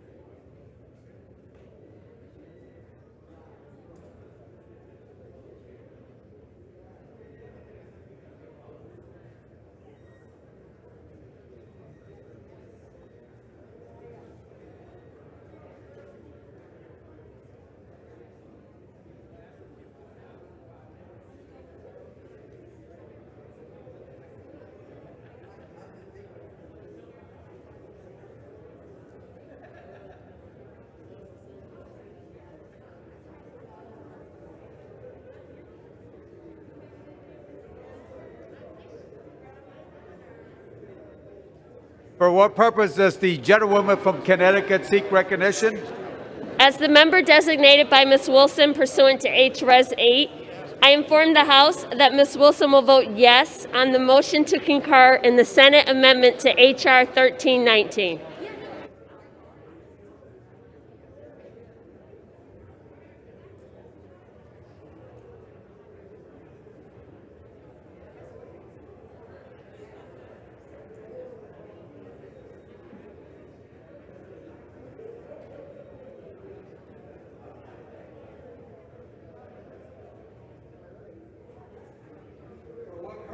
The gentleman from Illinois seek recognition?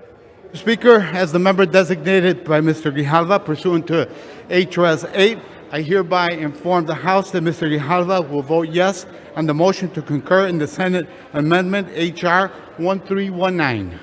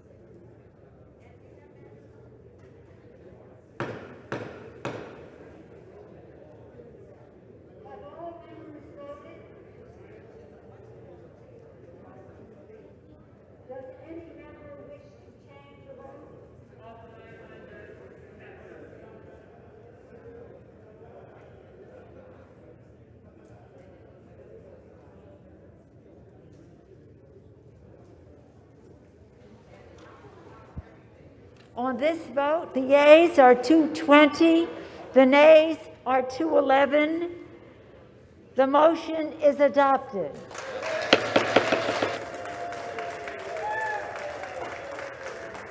Objection, a motion.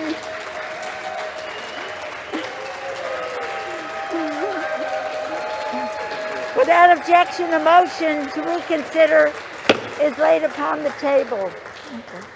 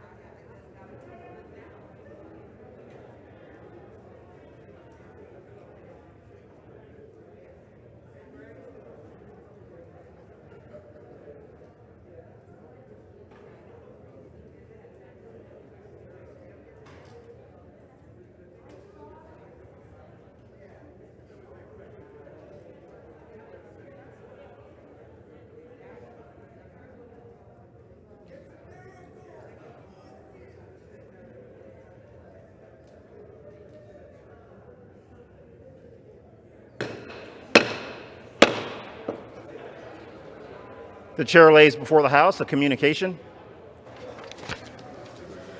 The Honorable, the Speaker, House of Representatives, Madam. It has been my honor and privilege to serve the people of the 11th Congressional District of Ohio since November 2008. My appreciation for their support as I sought to represent their interests and those of many Americans for whom I could be a voice is boundless. I will always remember my colleagues and friends who have become a part of my family during the last 12 years. I am fortunate to have been selected by President Joe Biden to continue to serve the public good as Secretary of Housing and Urban Development. Therefore, please accept this correspondence as notice of my resignation from the U.S. House of Representatives, 11th Congressional District of Ohio, effective immediately upon delivery on March 10, 2021. Thank you for your leadership and support during my tenure. Signed sincerely, Marcia L. Fudge.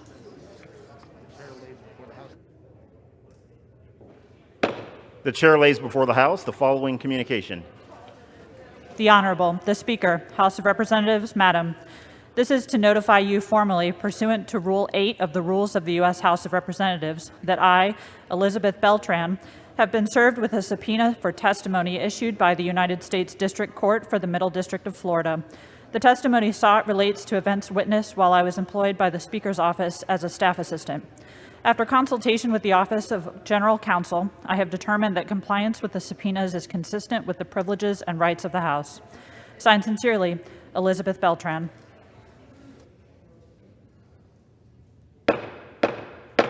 We can please have order in the House.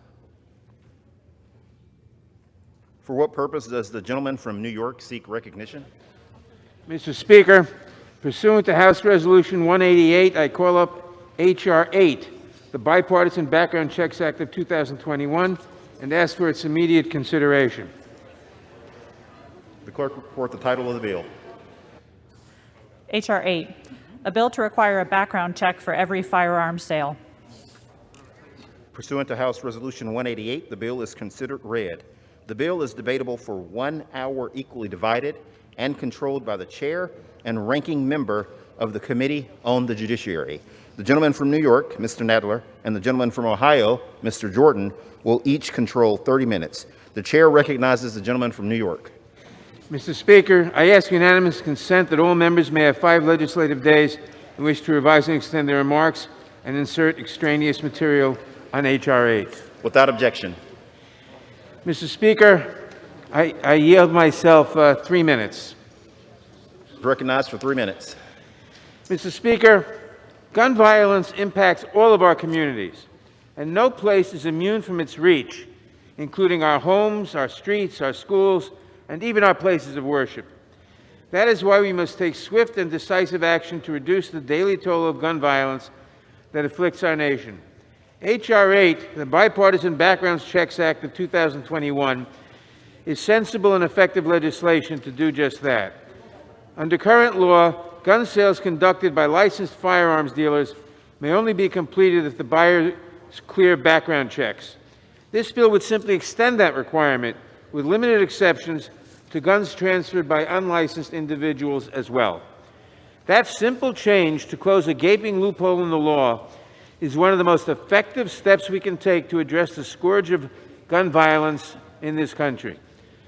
According to one study, 22% of gun owners in the U.S. acquired the most recent firearm without a background check. We do not know if they were felons, fugitives, domestic abusers, or otherwise prohibited under the law from possessing firearms. A huge volume of guns was sold with no questions asked. It is time to close this dangerous loophole. There is no reason to continue to make it easy for people who are legally prohibited from possessing firearms to acquire them. And the evidence clearly shows that background checks work and significantly curb gun violence. One study found that a Connecticut law requiring background checks was associated with a 40% decline in gun homicides and a 15% drop in suicides.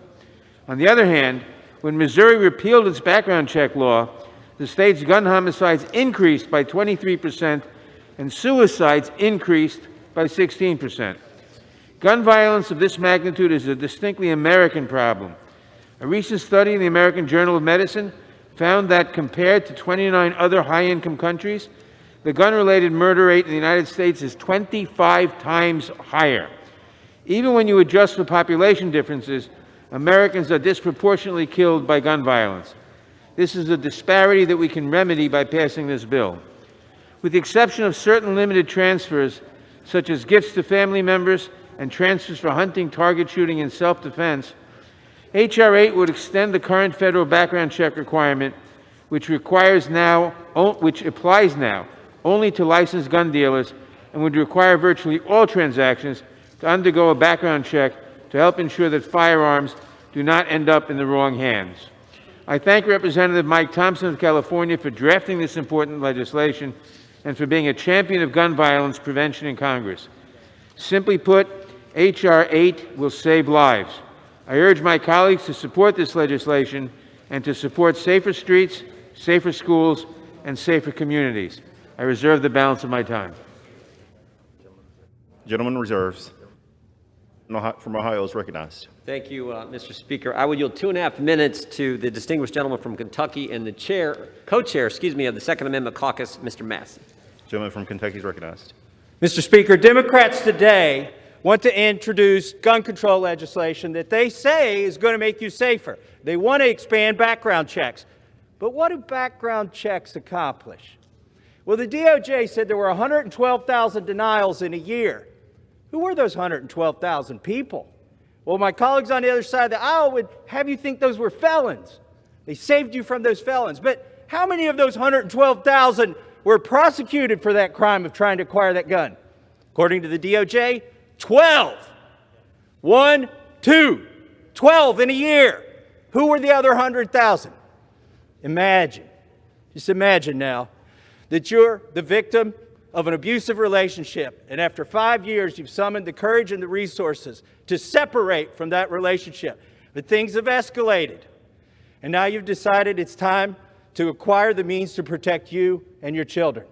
So you go to the gun store and you try to buy a gun. The clerk presses the computer button. It says denied. You ask the clerk, why was it denied? I don't know, this happens sometimes. Maybe you had a similar name to somebody else in the database. You can't buy a gun today, tomorrow, next week, not ever. You've been denied. So you go to a friend you've known for a long time. Your friend says, I'd like to help you. You say, well, I don't know if I'm going to make it through the night. The friend says, I'd like to help you, but don't you know H.R. 8 passed, and it was signed by the president. I can't spend a year in a cage. Good luck tonight. Now, I'm not going to ask you to imagine what happens next, because the Democrats saw fit to put into this bill a requirement that you have an imminent threat of death. The threat has to be right there upon you, or great bodily harm. What are they saying? Well, if you're just expecting a few bruises and maybe a punch, put some ice on it. I'm going to ask my colleagues here today, I'm going to challenge the sponsors of this bill, and those of you who might think you would vote for this bill, to consider whether it's fair. Is it fair to surround yourself with armed guards, with Capitol Hill police who have guns, with personal details, bodyguards, and ask the people to pay for it when you make it harder for those same people to protect themselves? I don't think that's fair. And for the fact checkers who are already hard at work on this speech, I ask unanimous consent to submit to the record this GAO report on the DOJ statistics on background checks. Without objection. I yield back. Fired. The gentleman from Ohio reserves. The gentleman from New York is recognized. Mr. Speaker, I now yield 1 minute to the distinguished Majority Leader of the House, Mr. Hoyer. Gentleman from Maryland is recognized. Well, that's an interesting speech to follow. Mr. Massey was very energized. I haven't seen, of course, that which he submitted for the record. But 90% of America thinks this bill makes sense. 90%. Take your own polls. Poll after poll after poll shows overwhelming support of this legislation because it's common sense. It's common sense that you want to assure the community that those who buy weapons that can be used with deadly force, as the gentleman just indicated, are not a danger to themselves or to others. Mr. Speaker, according to the database from the Associated Press, USA Today, and Northeastern University that tracks mass shootings, which they define as 4 or more victims, not including the shooter, 2020 was a standout year. After years of setting new records for mass shootings, 2019 had the highest number recorded, 33 mass shootings in 1 year. But in 2020, there were only 2 mass shootings.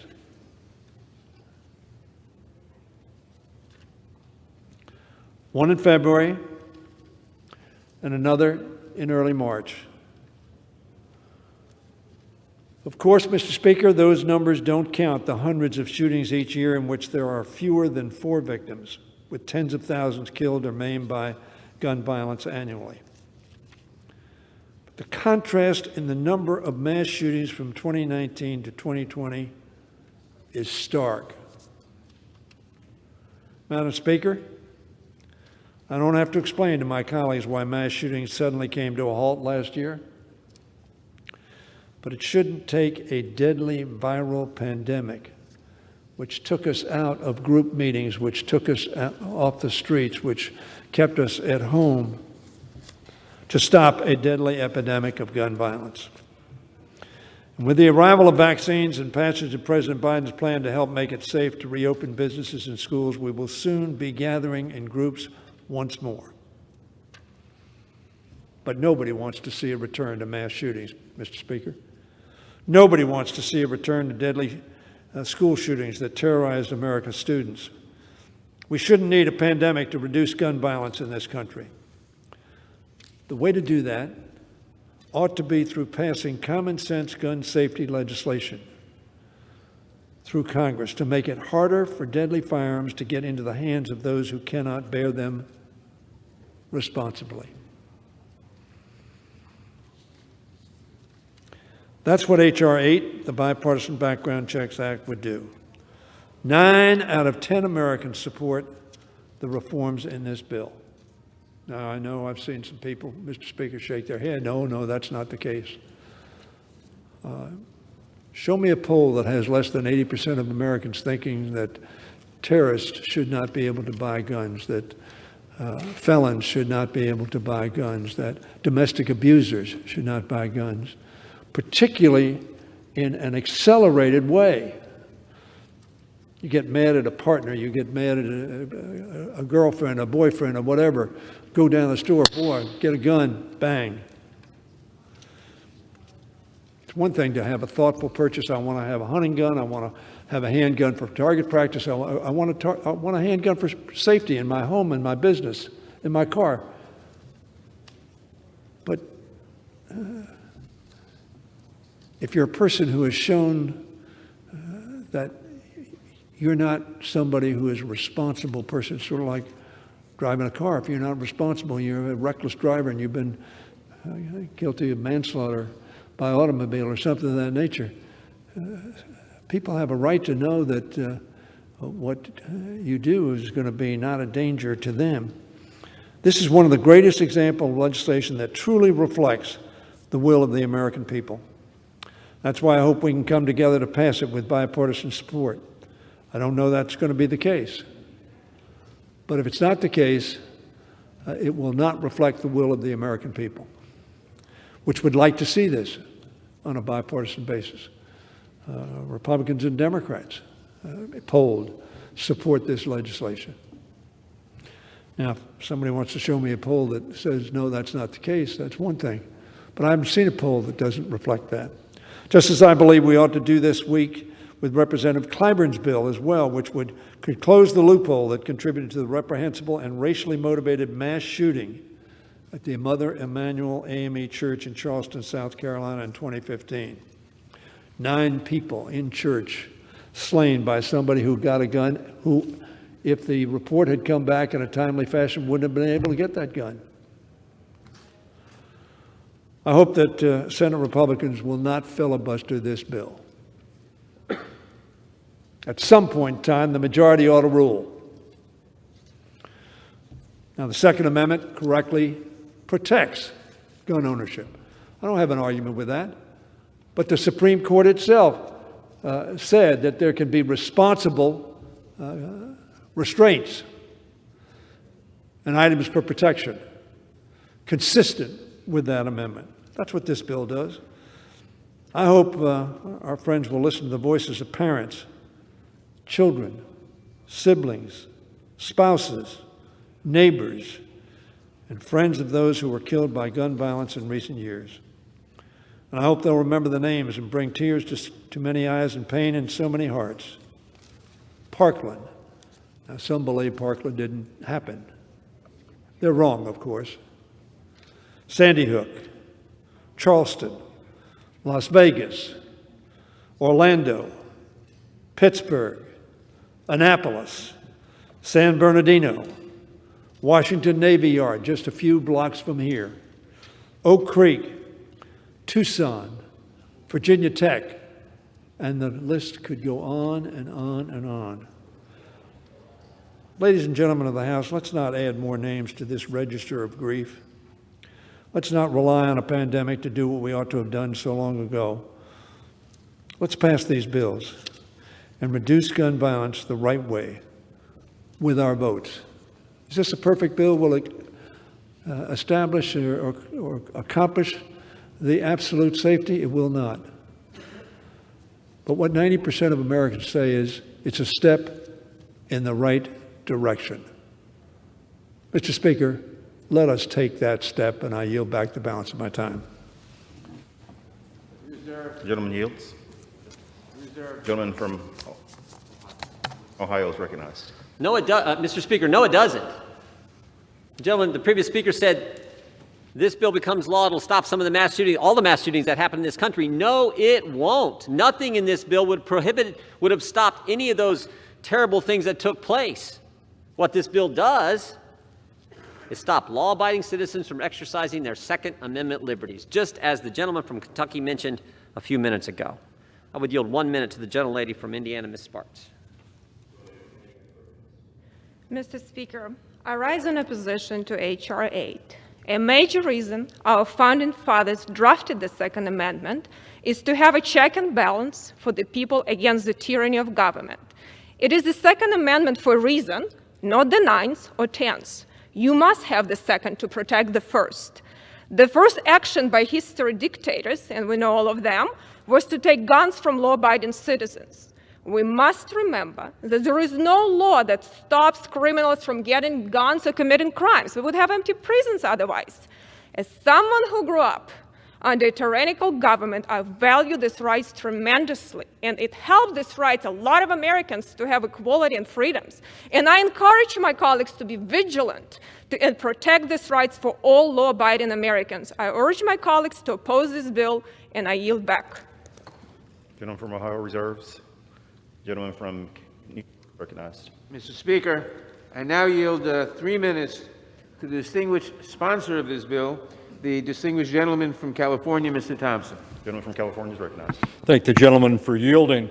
You know, every day 30 people are killed by someone using a gun. That number jumps to 100 if you factor in accidents and suicides involving guns. The steady stream of gun violence devastates families, communities, and schools.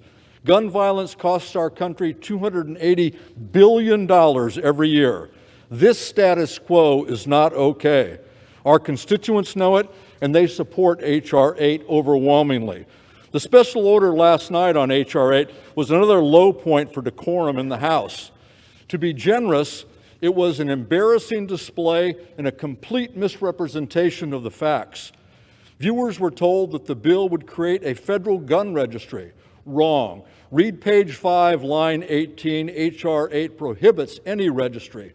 They were told that you can't give a gun to a family member. Wrong. Read page 3, line 7. You can. They were told that you can't transfer a gun if someone was suicidal or needed it for protection to address a self-defense situation. Wrong. Read page 3, line 21. You can. They were told that you can't lend a gun to a friend to go hunting. Wrong. Read page 4, line 16. You can. What the bill does do is close the private gun sale loophole, which has made it easy for felons and other prohibited purchasers to buy a gun online, at gun shows, or in person-to-person sales. We know universal background checks work. Every day they stop some 160 felons and some 50 domestic abusers from buying a gun. Every day. But without universal background checks, these people can take their business elsewhere, to someone without a federal firearms license, and buy the same gun. I've personally filled out the 4473 form required to buy a gun from a licensed dealer. I've done it many times. It's something that every responsible gun owner should be able to live with. Heck, they should welcome it because it helps stop dangerous individuals from getting a gun. In 90% of the cases, background checks are completed within minutes. Mr. Speaker, I ask that these letters that I have from dozens of gun violence prevention groups, healthcare workers, law enforcement, and others be made part of the record. On the bill, we have co-authors who are Democrats and Republicans, cops, hunters, gun owners, district attorneys, a former FBI agent, and veterans who have served in combat and put their lives on the line to protect our Second Amendment. There is bipartisan support for universal background checks in Congress and near universal support for background checks from the American people.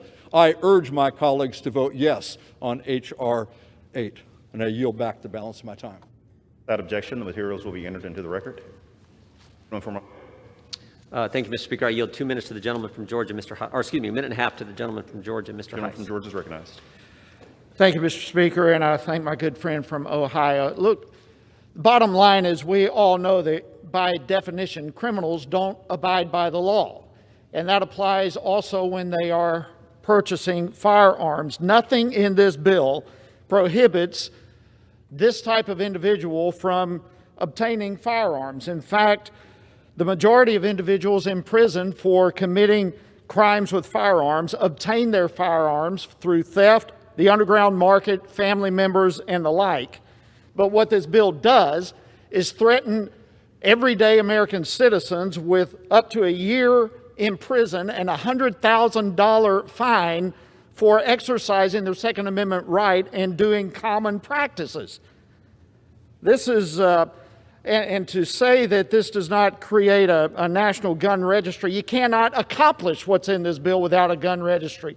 The reality is universal background checks do not stop mass shootings. We do not have mass shootings because of a lack of background checks. This bill will not make our communities safer. In fact, what it will do is cause law-abiding citizens to lose more of their Second Amendment rights. We shouldn't be focused here in Congress in taking those rights away. We actually should be strengthening the enforcement of laws we already have to make our communities safer.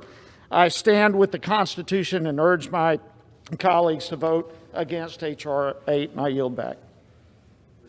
Gentleman from Ohio reserves. Gentleman from New York is recognized. Mr. Speaker, the fact is that 160 felons every day buy guns. All this bill does is to say that people who buy guns, who obtain guns from unlicensed dealers as well as licensed dealers must be subject to the background check, and that will save a heck of a lot of lives. I now yield 2 minutes to the distinguished gentlelady from Texas, Ms. Jackson Lee. Gentleman from Houston is recognized. I thank the gentleman very much. You know, our friends on the other side of the aisle are deadly wrong. That's the tragedy of their argument, because the Second Amendment does not prohibit regulation. It never did. And our founding fathers regulated guns as early as the beginning of this nation. And so I rise in support of H.R. 8 and indicate why the COVID-19 pandemic dominated news headlines in 2020, the number of shootings surged in many communities across America. Our public health and emergency resources have been straining to respond from the coronavirus, but budgets are crunched nationwide, and as well, gun violence is rising. It's important to note because approximately 80% of firearms used for criminal purposes are obtained without a background check. We must strengthen our firearms background checks and close dangerous gaps such as the online sale and gun show loopholes. In the data that we were able to secure, there was nearly one mass shooting per day in the United States, 355 mass shootings in 2018. We realize that since December 2012, there have been at least 1,518 mass shootings with at least 1,715 people killed. Each day, an average 92 Americans are victims of gun violence, resulting in more than 33,000 deaths. And I wonder why our friends could not feel the pain of the loss of guns being transferred illegally or improperly. I was here for Columbine. That happened on April 20th, 1999. High school students losing their lives. I was here when babies were killed in Newtown, Connecticut, December 12th, 2012. I was here in the United States Congress each moment we tried to pass sensible gun legislation like H.R. 8. Thanking you, Chairman Thompson, for your leadership, and Chairman Nadler. On February 14, 2018, I was here for Parkland and look at these. And as well, I was here on May 18th in Santa Fe, Texas, when people died. It is time to pass H.R. 8. Stop seeing our children Gentlewoman's die. time has expired. Gentleman from New York reserves. Gentleman from Ohio is recognized. Thank you, Mr. Speaker. I yield a minute and a half to the gentleman from Utah, Mr. Owens. Gentleman from Utah is recognized. Thank you. Mr. Speaker, I rise today in opposition to H.R. 8 and H.R. 1446. In this last week, I received over 1,000 emails from constituents in strong opposition to these anti-gun bills. Here's a sample. H.R. 8 will make it impossible to sell or loan guns to my relatives and trusted friends. These bills appear designed to impose restrictions on natural rights guaranteed by the U.S. Constitution. And finally, stand up for our rights, impose these measures with every tool in your grasp. I absolutely will fight these measures with every tool in my grasp. These rights to protect my life, liberty, and property were granted to me by God and cannot be taken away from me by D.C. bureaucrats. I grew up in the Deep South at a time when Black Americans were unable to defend themselves. After the Civil War, black codes and Jim Crow laws prohibited people of color from owning firearms. In the mid-1950s, Martin Luther King Jr. kept firearms for self-protection, but his application for concealed weapon permit was denied because of racist gun control laws in his state. As a child, my dad witnessed an altercation between his father and a Southern white man who thought my grandfather was being disrespectful and threatened to teach him a lesson. Later that night, he drove up to my grandfather's home with a bunch of his friends standing on the forerunner of a Model T Ford. My grandfather was prepared. He and his brothers had hidden around his front porch, and as these bullies and cowards approached the house, they heard the click of rifles and left as fast as they came. Without firing his gun on another human being, my grandfather's right to own a firearm ensured his rights to protect his life, liberty, and property. I urge my colleagues to vote against these anti-Second Amendment bills. Thank you, and I yield back. Gentleman from Ohio reserves. Gentleman from New York is recognized. Mr. Speaker, I now yield 1 minute to the distinguished gentleman from California, Mr. Swalwell. Gentleman from California is recognized. I thank Mr. Thompson for this legislation because it takes the most dangerous weapons out of the hands of the most dangerous people. I've heard from my colleagues on the other side of the aisle about rights. Let's talk about some other rights in this country, like the right to pray in church, the right to dance at a party, the right to come home from a concert, the right to come back home safely and alive. Those are rights that matter too. And I am for this because I think about a mother who told me a couple years ago to keep fighting on this issue because every day when she puts her children in the car and sends them off to school, before they get out of the car, she closes her eyes to remember what they were wearing because she was afraid that one day she may have to identify them. This bill says we don't have to live that way anymore. The right to come home alive is greater than any right that is being put forward by the other side. And I yield back. Yields back. The gentleman from Ohio. Mr. Speaker, I yield a minute and a half to the gentleman from Texas, Mr. Gomer. Gentleman is recognized. Thank you, Mr. Speaker. We've been told that 90% of Americans support this bill. Well, that's because 99.99% of Americans have not read this bill. And we're told yet again that this will save lives. And yet, there is not one single mass killing that's been brought up here today that would have been prevented by this bill. And yet, over and over, we have people come in here. Usually they mean well. Look, this will protect people, when the fact is that they can't point to any of these mass killings they talk about that would have been prevented. So let's talk about lives that would be saved. Think about the people that are shot every day,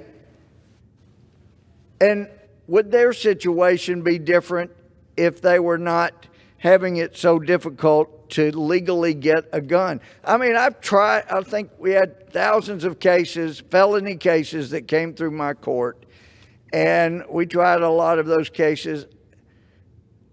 Over and over, you hear the criminals, they're not obeying the law. They're not going to follow the law. They got their guns illegally. And this will not change at all any of those people we tried and convicted for getting guns. They steal them. They buy them from other people that stole them. They don't obey the law. That's why they're criminals. So quit penalizing the American people. I yield back. The gentleman yields back. The gentleman from Maryland. Mr. Speaker, The gentleman from New York. I'm sorry, Mr. Raskin. I yield Yes. 1 minute to the distinguished gentleman from Maryland, Mr. Raskin. The gentleman from Maryland is now recognized. Mr. Speaker, thank you. Americans are 25 times more likely to die from gun violence than people who live in other developed countries. And on that point, our perpetually outraged and indignant colleagues have absolutely nothing to say. We lose 38,000 people a year, more than 100 people a day. From Newtown, Connecticut to El Paso, Texas, gun violence is ripping the heart out of our social contract, making life for Americans nasty, poor, solitary, brutish, and short, a Hobbesian state of war. H.R. 8 will close 3 gaping loopholes in the law: the gun show loophole, the internet loophole, and the private sale loophole, cutting down precisely on the traffic in illegal guns, which our colleagues cite as the source of criminal gun violence. In opposing the American Rescue Plan, they voted against science. In opposing H.R. 1, they voted against democracy. And now in opposing H.R. 8, they're voting against public safety and the social contract itself. What a moral collapse for a once great party. The gentleman yields back. The gentleman from Ohio. Thank you, Mr. Speaker. Yield a minute and a half to the gentleman from Arizona, Mr. Biggs. Gentleman is recognized. I thank the gentleman, and I thank you, Mr. Speaker. You know, last 2 weeks, the majority has attacked the First Amendment, and now they're attacking the Second Amendment. H.R. 8 will not save lives. As Justice Scalia noted in his decision in Heller, the Second Amendment does not give Americans a right. It protects a pre-existing right, and that right shall not be infringed. H.R. 8 would not have prevented recent shootings. In Parkland, the shooter acquired the firearm legally from an FFL after undergoing a NICS check. The same thing in Sutherland Springs, Texas. The same in Las Vegas, Nevada. And the same in Orlando. And I could go on because the list would produce the same result. They got their guns after a background check, including in El Paso. Criminals who seek to do harm get guns, regardless of the new restrictions imposed by H.R. 8. And with very limited exceptions, H.R. 8 makes it illegal for Americans to get a gun if a non-licensed importer, manufacturer, or dealer is not involved. And how will government know if an illegal transfer occurs? Without a registry, this bill is unenforceable. I've heard supporters of this bill say that other countries have similar restrictions, so we should too. And I counter with the fact that other countries do not have the Second Amendment. The Second Amendment was included to ensure that the United States would be different than other countries. I oppose this bill, and I urge my colleagues to do the same, and I yield back. Gentleman yields back. The gentleman from New York. Mr. Speaker, I now yield 1 minute to the distinguished gentlelady from Washington, Ms. Jayapal. Gentlelady is recognized. Mr. Speaker, I rise in strong support of H.R. 8, the Bipartisan Background Checks Act. This bill is among the most common sense gun violence prevention reforms, requiring background checks for unlicensed sellers. This is not complicated, Mr. Speaker. This is simple. Under H.R. 8, people who wish to transfer a firearm would have to visit a licensed firearm dealer to run a background check before the transfer could be finalized. Most of these checks take 90 seconds. 90 seconds to prevent firearms from ending up in the wrong hands. 90 seconds to prevent more of our loved ones from being killed by gun violence.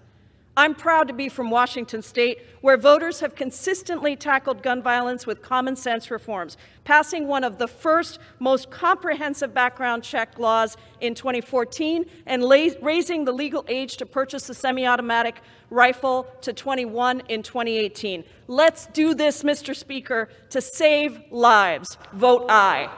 The gentlelady yields back. The gentleman from Ohio. Thank you, Mr. Speaker. Would yield a minute and a half to the gentleman from California, Mr. McClintock. Gentleman is recognized. Mr. Speaker, H.R. 8 is brought to us by the same organizations and politicians who've made no secret of their intention ultimately to strip law-abiding citizens of their right to defend themselves. Now, they know they can't do it outright, so they do it through cynical measures like this, which weave a web of laws so intricate that sooner or later everyone can be caught up in them. This law affects not only sales, but any transfer of a weapon for any period of time. Now, a couple of years ago, a 10-year study by Johns Hopkins and UC Davis concluded that California's background check law had no effect on gun homicides or suicides. None. The purpose of this bill is not public safety. That's its deceptive facade. Its purpose is to make gun ownership so legally hazardous, so fraught with legal booby traps and draconian penalties that no honest and law-abiding citizen would ever want to take the risk. Most criminals already get their guns illegally. They're unconstrained by laws like this. This bill is aimed squarely at law-abiding citizens, moving us closer to a society where decent people are defenseless and armed criminals are kings. I yield back. Gentleman yields back. The gentleman from New York. Mr. Speaker, I now yield 1 minute to the distinguished gentlelady from Georgia, Ms. McBath. Gentlelady from Georgia, Ms. McBath is recognized for 1 minute. Thank you, Mr. Speaker. 2 years ago, I came to Congress, and one of my first actions as a member was co-sponsoring this bipartisan legislation that will save lives. I know the pain of gun violence firsthand. 8 years ago, I lost my son, Jordan, a victim of a gun in the wrong hands. With this legislation, we empower law enforcement to keep guns from those who might do harm by simply requiring a background check whenever a gun is sold. This is common sense legislation that will prevent more families from knowing the pain of losing a loved one to gun violence. But just like 2 years ago, our vote today is beginning, and it's definitely not the end. And again, passing this bipartisan common sense legislation, we call on our colleagues in the Senate to do what is right to keep America's families safe. And I am proud once again to stand in support of this legislation as a survivor of gun violence myself. Congress's refusing to pass this vital legislation would be America's shame and burden for generations to come. And I yield back the balance of my time. The lady yields back the balance of her time. The gentleman from Ohio. Thank you, Mr. Speaker. I would yield a minute and a half to the gentlelady from Colorado, the co-chair of the Second Amendment Caucus, Ms. Boebert. Gentlelady is recognized. Thank you, Ranking Member Jim Jordan. I was raised, Mr. Speaker, in a Democrat home, so I understand how these policies are deceiving. I understand that we're told guns are scary. That's what we were told, and that's what we believed, because we trusted the people that we voted for.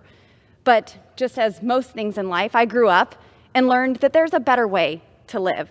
I was ignorant to firearms and the proper use of them. When I became a business owner, I needed to protect myself. There was an altercation outside of my restaurant where a man was physically beat to death. There were no weapons involved. He was beat to death by another man's hands. I have a lot of young girls who work in my restaurant, and we needed an equalizer. I'm 5 foot tall. I barely weigh 100 pounds. I need something against a stronger potential aggressor to defend myself with. Talk about women's rights. Don't take my right away to protect myself. I mean, seriously, what are we doing here?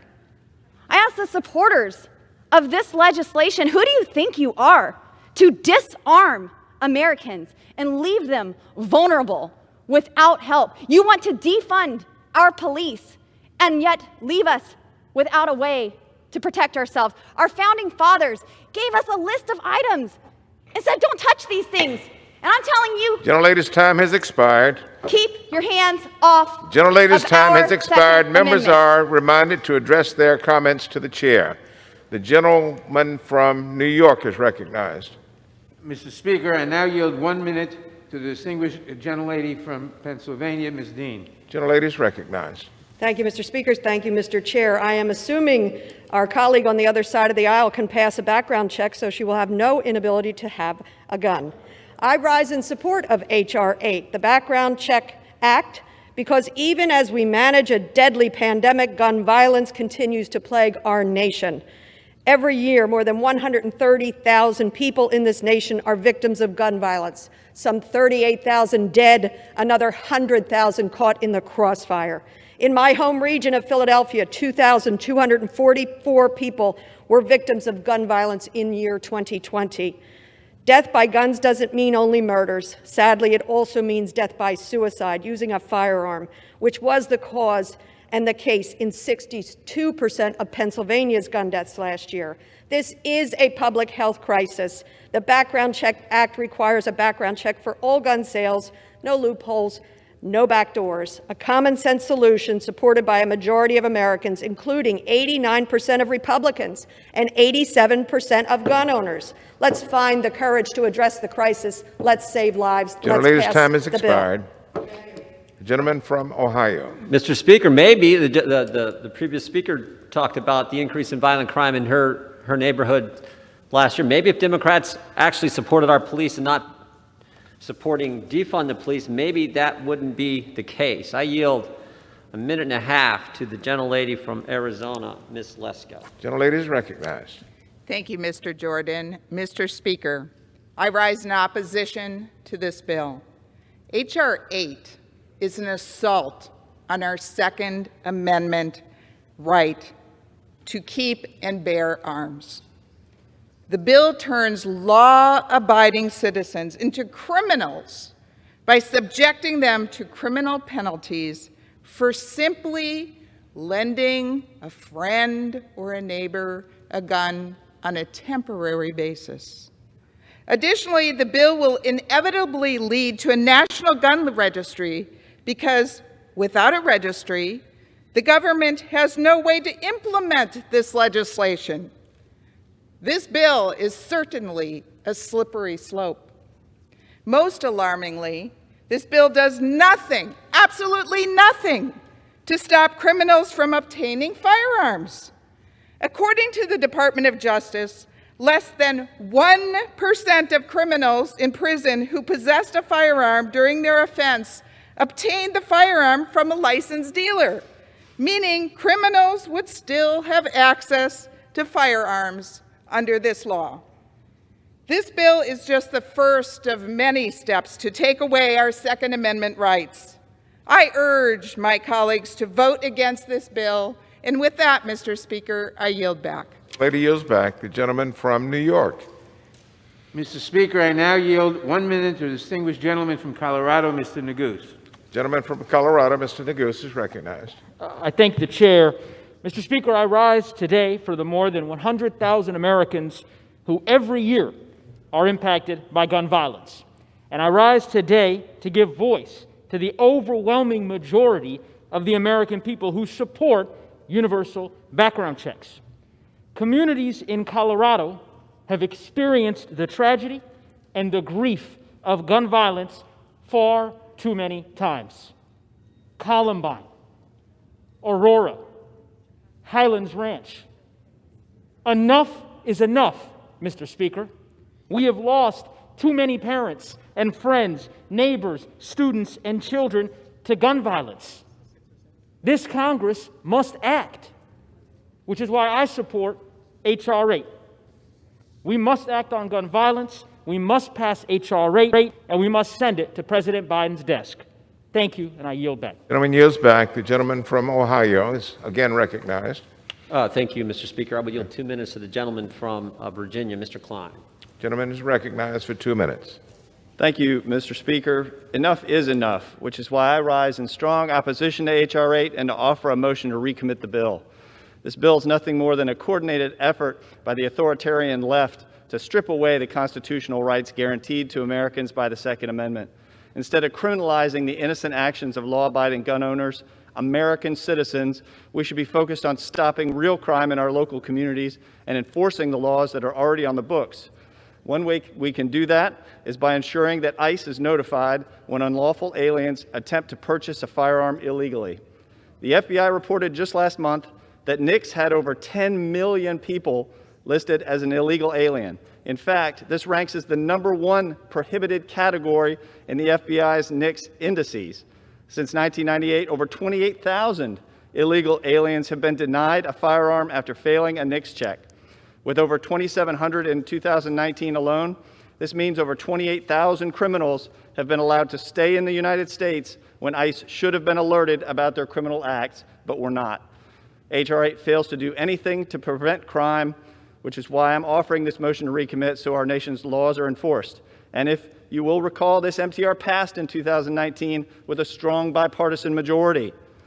Mr. Speaker, if we adopt the motion to recommit, we will instruct the Judiciary Committee to consider my amendment to H.R. 8 to ensure that the FBI alerts ICE anytime an illegal alien is denied a firearm because of NICS. I ask unanimous consent to insert the text of the amendment in the record immediately prior to the vote on the motion to recommit, and I yield back the balance of my time. The gentleman yields back the balance of his time. Without objection, the gentleman from New York is now recognized. Mr. Speaker, I now yield 1 minute to the distinguished gentlelady from Massachusetts, Ms. Clark. Gentlelady is recognized. In 2016, after the tragic Pulse nightclub shooting, I, with my colleagues, sat in protest on this very floor with our friend, the late Congressman John Lewis. And on that day, Congressman Lewis told us, "We have turned deaf ears to the blood of the innocent and the concern of our nation. We are blind to this crisis."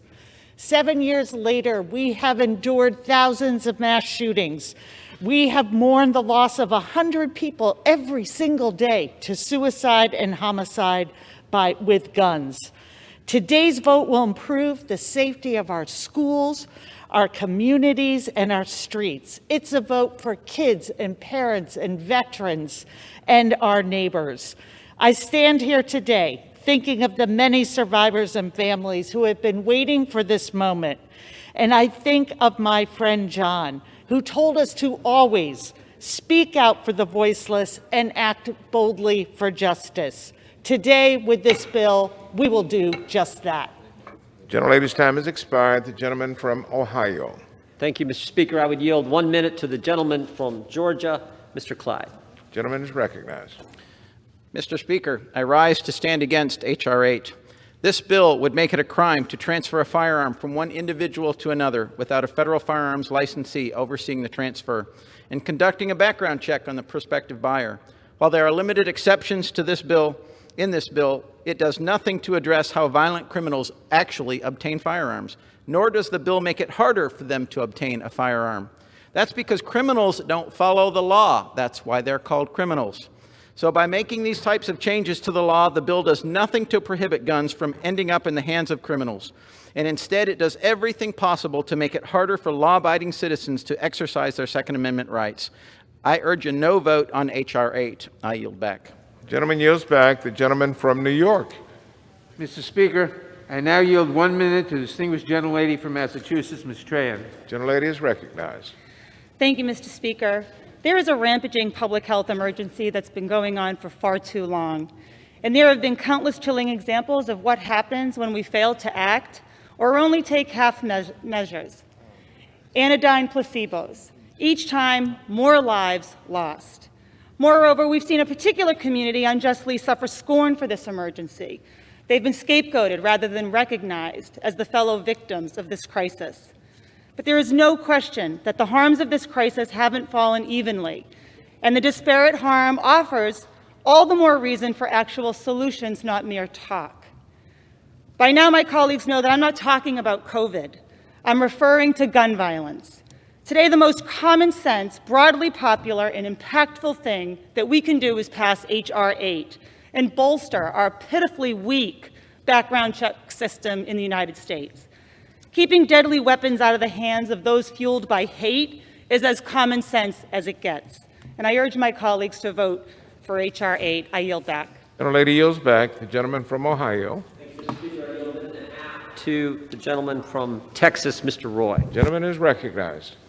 I thank the gentleman from Ohio. Right now, in South Texas, there are American citizens whose lives are in danger because of wide open borders as a direct result of Biden's border crisis and the policies of the Democratic leadership of this body and the Senate. American citizens are unsafe. I'm not making that up. For the last 2 years, I've heard my Democrat colleagues talking about a fake crisis at our border. There's nothing fake about 100,000 people coming across our border, or high-speed chases through Uvalde, Texas, or high-speed chases in Real County, which I represent. There is nothing fake about that. Break-ins, lives in danger, people who own ranches. And now my Democratic colleagues, after defunding the police, opening up our borders, want to take away our God-given right, yes, God-given right to defend ourselves under the Second Amendment. That's what this is about. This is about creating a gun registry to track guns of the American people. There is no way to implement what the Democrats are trying to implement without doing that. And I can just tell you straight up, Texans, Americans, the government is never going to know what weapons I own. Let me be clear about that. It's not going to happen. We have a God-given right to defend our families, defend our state, and defend ourselves against tyranny, and we will do that regardless of the inerrant policies that this Democratic Congress is trying to jam through. I yield back. The gentleman yields back. The gentleman now from New York is recognized. Mr. Speaker, I yield 1 minute to the distinguished gentlelady from Illinois, Ms. Kelly. Gentlelady from Illinois is recognized. Thank you. Soon we will take a bipartisan vote on the Background Checks Act, a bill which could save lives in every district of our nation. Expanding background checks will help prevent guns from getting to the hands of those who may be a danger to themselves or others. This is a simple, common-sense solution to a worsening problem in our nation. Even in 2020, when many people were at home during the raging COVID-19 pandemic, we lost more than 41,000 people to gun violence. That number includes nearly 300 children under the age of 11. My heart breaks for their parents. But heartbreak will do little to comfort those mourning families, and we know well enough by now it will do nothing to prevent any future tragedies. It's time for us to step up to say enough is enough. It's time for our families to be able to play in the park, drive a car in the expressway, or on a bus, or other things we take for granted without fear of gun violence. We need to pass legislation that will save precious lives.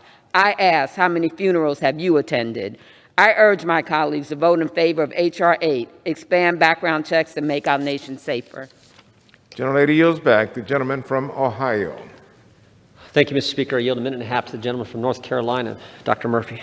Gentleman from North Carolina is recognized. Thank the gentleman from Ohio. Mr. Speaker, I rise today in opposition to H.R. 8 as well as H.R. 1446. There's not a single member in this chamber who does not mourn the innocent lives lost to gun violence. But I solemnly believe that my Democratic colleagues lack a fundamental understanding of this issue. I've worked as a surgeon that's done pelvic trauma for close to 30 years. In fact, I'll submit that I'm the only member of this chamber that's ever operated on a gunshot victim. The infinite majority of gunshot victims are shot by criminals who have obtained their guns illegally. They did not apply for permits. They're not a member of the NRA. They are criminals. These bills would do nothing to keep the guns out of their hands. In all my years as a surgeon, I have yet to see a gun jump up by itself and injure someone. It is either from a crime, a mental illness, or tragically from an accident. Where I live in eastern North Carolina is certainly different from New York City, the gun haven of Chicago, or Oakland, but we still have our share of drug-related and gang-related crime. On the other hand, we have a lot of wilderness that people back home where adults and children still enjoy hunting. These law-abiding citizens should not have their rights trampled upon. We are all saddened by the loss of life from mass shootings. But folks here, the issue is not the gun itself, but the mental illness borne by the gun holder. A mentally stable person does not shoot innocent people. H.R. 8 and H.R. 1446 absurdly, we have 30 seconds? The gentleman, additional 30 seconds. Gentleman may proceed. Absurdly hamper people's ability to exercise their constitutional right to defend themselves. This sort of broad government overreach does not save lives, but treats everyday law-abiding citizens like criminals. I urge my colleagues to vote no on these bills. We should not support bills that place the rights of violent criminals above those law-abiding American citizens. Thank you, and I yield. The gentleman yields back. The gentleman from New York. Mr. Speaker, how much time remains? The gentleman from New York is advised that you have 11 and a half minutes. The gentleman from Ohio is advised that you have 10 and a half minutes. 10 minutes. Excuse me, correction, 10 minutes even. Thank you. I now yield 1 minute to the distinguished gentleman from California, Mr. Levin. I rise today as a proud co-sponsor of H.R. 8, the Bipartisan Background Checks Act. This legislation has one simple goal: keep guns out of the hands of people who are dangerous. More than 90% of the American people support universal background checks on every firearm sale or transfer, and that's what this bill does. Our constituents expect us to find common ground to finally end the gun violence epidemic in this country. They expect us to pass this bipartisan bill. The era of offering only thoughts and prayers is over. It is over. The American people demand action. H.R. 8 is the action they are calling for. To my colleagues, I urge you to stand with the American people and vote yes. Let's get this done. Thank you, and I yield back. The gentleman yields back. The gentleman from Ohio. Thank you, Mr. Speaker. We yield a minute and a half to the gentleman from North Carolina, Mr. Budd. Mr. Budd from North Carolina is recognized. Thank you, Mr. Speaker. I thank my friend from Ohio. You know, the fundamental truth is that the Second Amendment guarantees the right of law-abiding citizens to keep and bear arms to protect themselves and their loved ones. America's founders spoke on this issue extensively. Benjamin Franklin warned that those who would give up essential liberty to purchase a little temporary safety deserve neither liberty nor safety. Benjamin Franklin was right. The American tradition of self-reliance, self-determination, and self-defense has been fierce. It's been what makes this country so exceptional, and so great. Today, the House will vote on legislation that would undermine that very right. What's worse is that both of these bills would not have prevented mass shootings or tragedies across this nation. And those are awful events. We all agree that those events are awful. But in those cases, the criminal either passed a background check or they stole their weapons. We cannot sacrifice our rights by passing laws that will make our families less safe and laws that criminals will simply ignore. We must always protect and preserve our God-given Second Amendment right. And I yield back. Gentleman yields back. The gentleman from New York. Mr. Speaker, I now yield 1 minute to the distinguished gentleman from Virginia, Mr. Connolly. Gentleman from Virginia is recognized. Thank you, Mr. Speaker, and I thank my friend. I will remind my friend on the other side of the aisle, the God-given right every one of us has, according to the Declaration of Independence, is life. And that's what we're arguing about here today. Are we going to take protective measures that save lives? This bill does that. We got I talk about the ABCs of gun control. A, reinstate the assault weapons ban. B, universal background checks. And C, closing the gun show loophole. Those three practical measures will save lives. And because I support ABC, I get an F every year from the NRA, and I am proud of that grade every year. I yield back. Gentleman yields back. The gentleman from Ohio. Mr. Speaker, point of order, I would request that the colleague from Virginia direct his remarks to you and not to other colleagues. Stated his point of order. Gentleman is correct. The gentleman, all members are reminded to address their comments to the chair. The gentleman from Ohio. Thank you, Mr. Speaker. We yield a minute and a half to the gentleman from Ohio, Mr. Shabbat. Gentleman is recognized. Thank you, Mr. Speaker. It's no secret that I've been a committed defender of the Second Amendment since being elected to Congress back in 1994. For me, that means that I'll do everything that I possibly can to ensure that the rights of Americans as it relates to the Second Amendment are protected, while at the same time working to keep firearms out of the hands of criminals and mentally unstable individuals. H.R. 8, unfortunately, doesn't accomplish either of those goals. It's overburdensome, unreasonable, and if passed, would instead keep firearms out of the hands of some hardworking and law-abiding citizens. Yesterday at Rules, I offered an amendment which would allow for the transfer of a firearm to museums or historical displays without going through the burdensome requirements of this measure. But that eminently reasonable amendment and others offered by my colleagues were flatly rejected by the majority.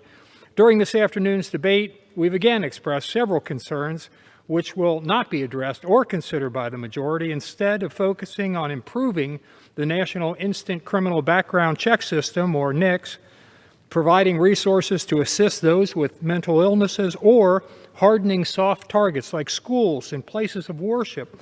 The majority will pass this legislation and attempt to further infringe on the Second Amendment rights of our constituents. And that's very, very unfortunate. For those reasons, I stand in opposition to this deeply flawed legislation, and I yield back. Gentleman yields back. The gentleman from New York. Mr. Speaker, I now yield 1 minute to the distinguished gentlelady from Florida, Ms. Wasserman Schultz. Gentlelady is recognized. Thank you, Mr. Speaker. I thank the gentleman for yielding. Mr. Speaker, I rise as both a mom and a member of Congress in strong support of H.R. 8. Last month, my community marked the 3-year anniversary of the Marjory Stoneman Douglas shootings that stole 17 innocent lives. The anxiety and terror that came that day has never left us, yet too many communities witness horrific gun violence every day. Common sense reforms can end this agony and keep us safer, namely by requiring background checks for gun sales. Yet loopholes allow up to 80% of firearms to be sold without background checks. We must mandate universal background checks for firearm sales by passing H.R. 8 and then pass Jamie's Law, my legislation that expands that same mandate to ammunition purchases. The pandemic made gun proliferation worse, and inaction is not an option.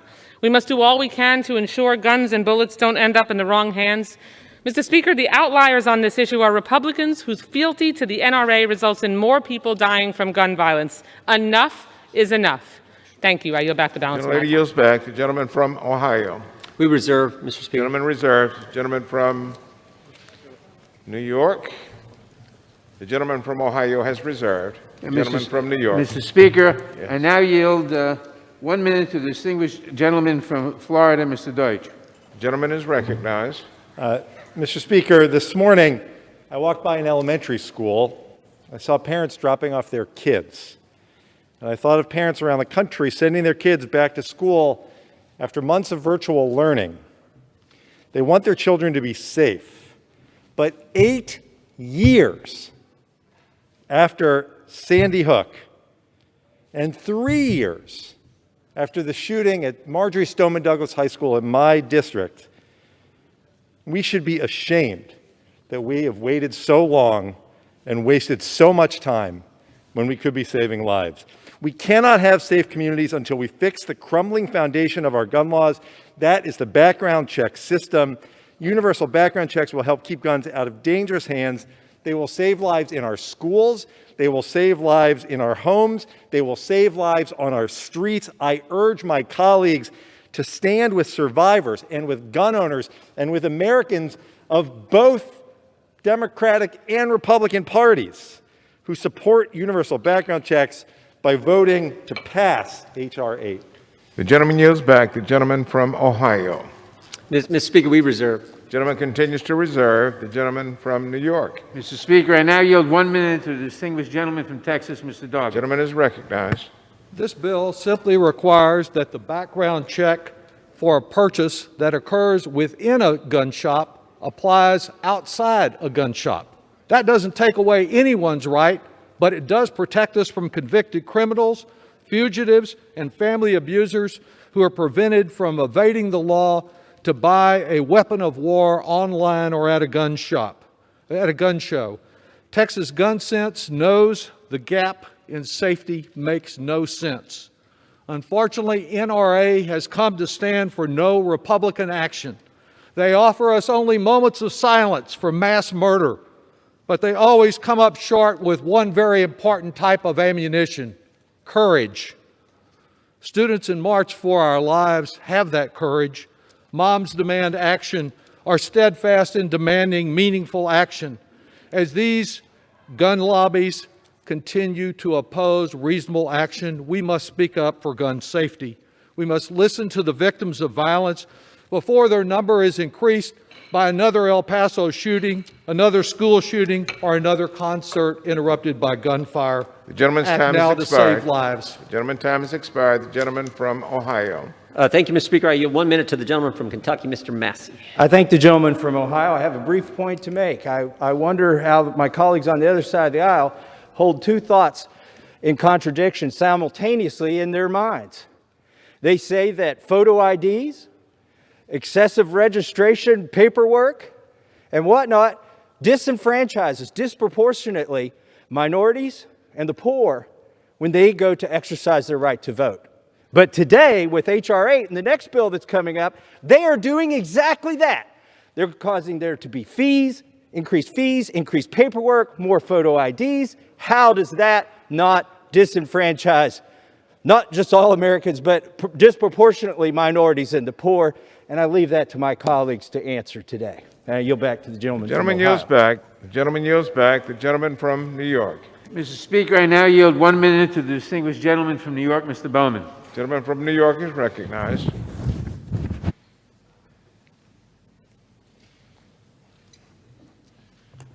Thank you, Mr. Speaker. I had the privilege of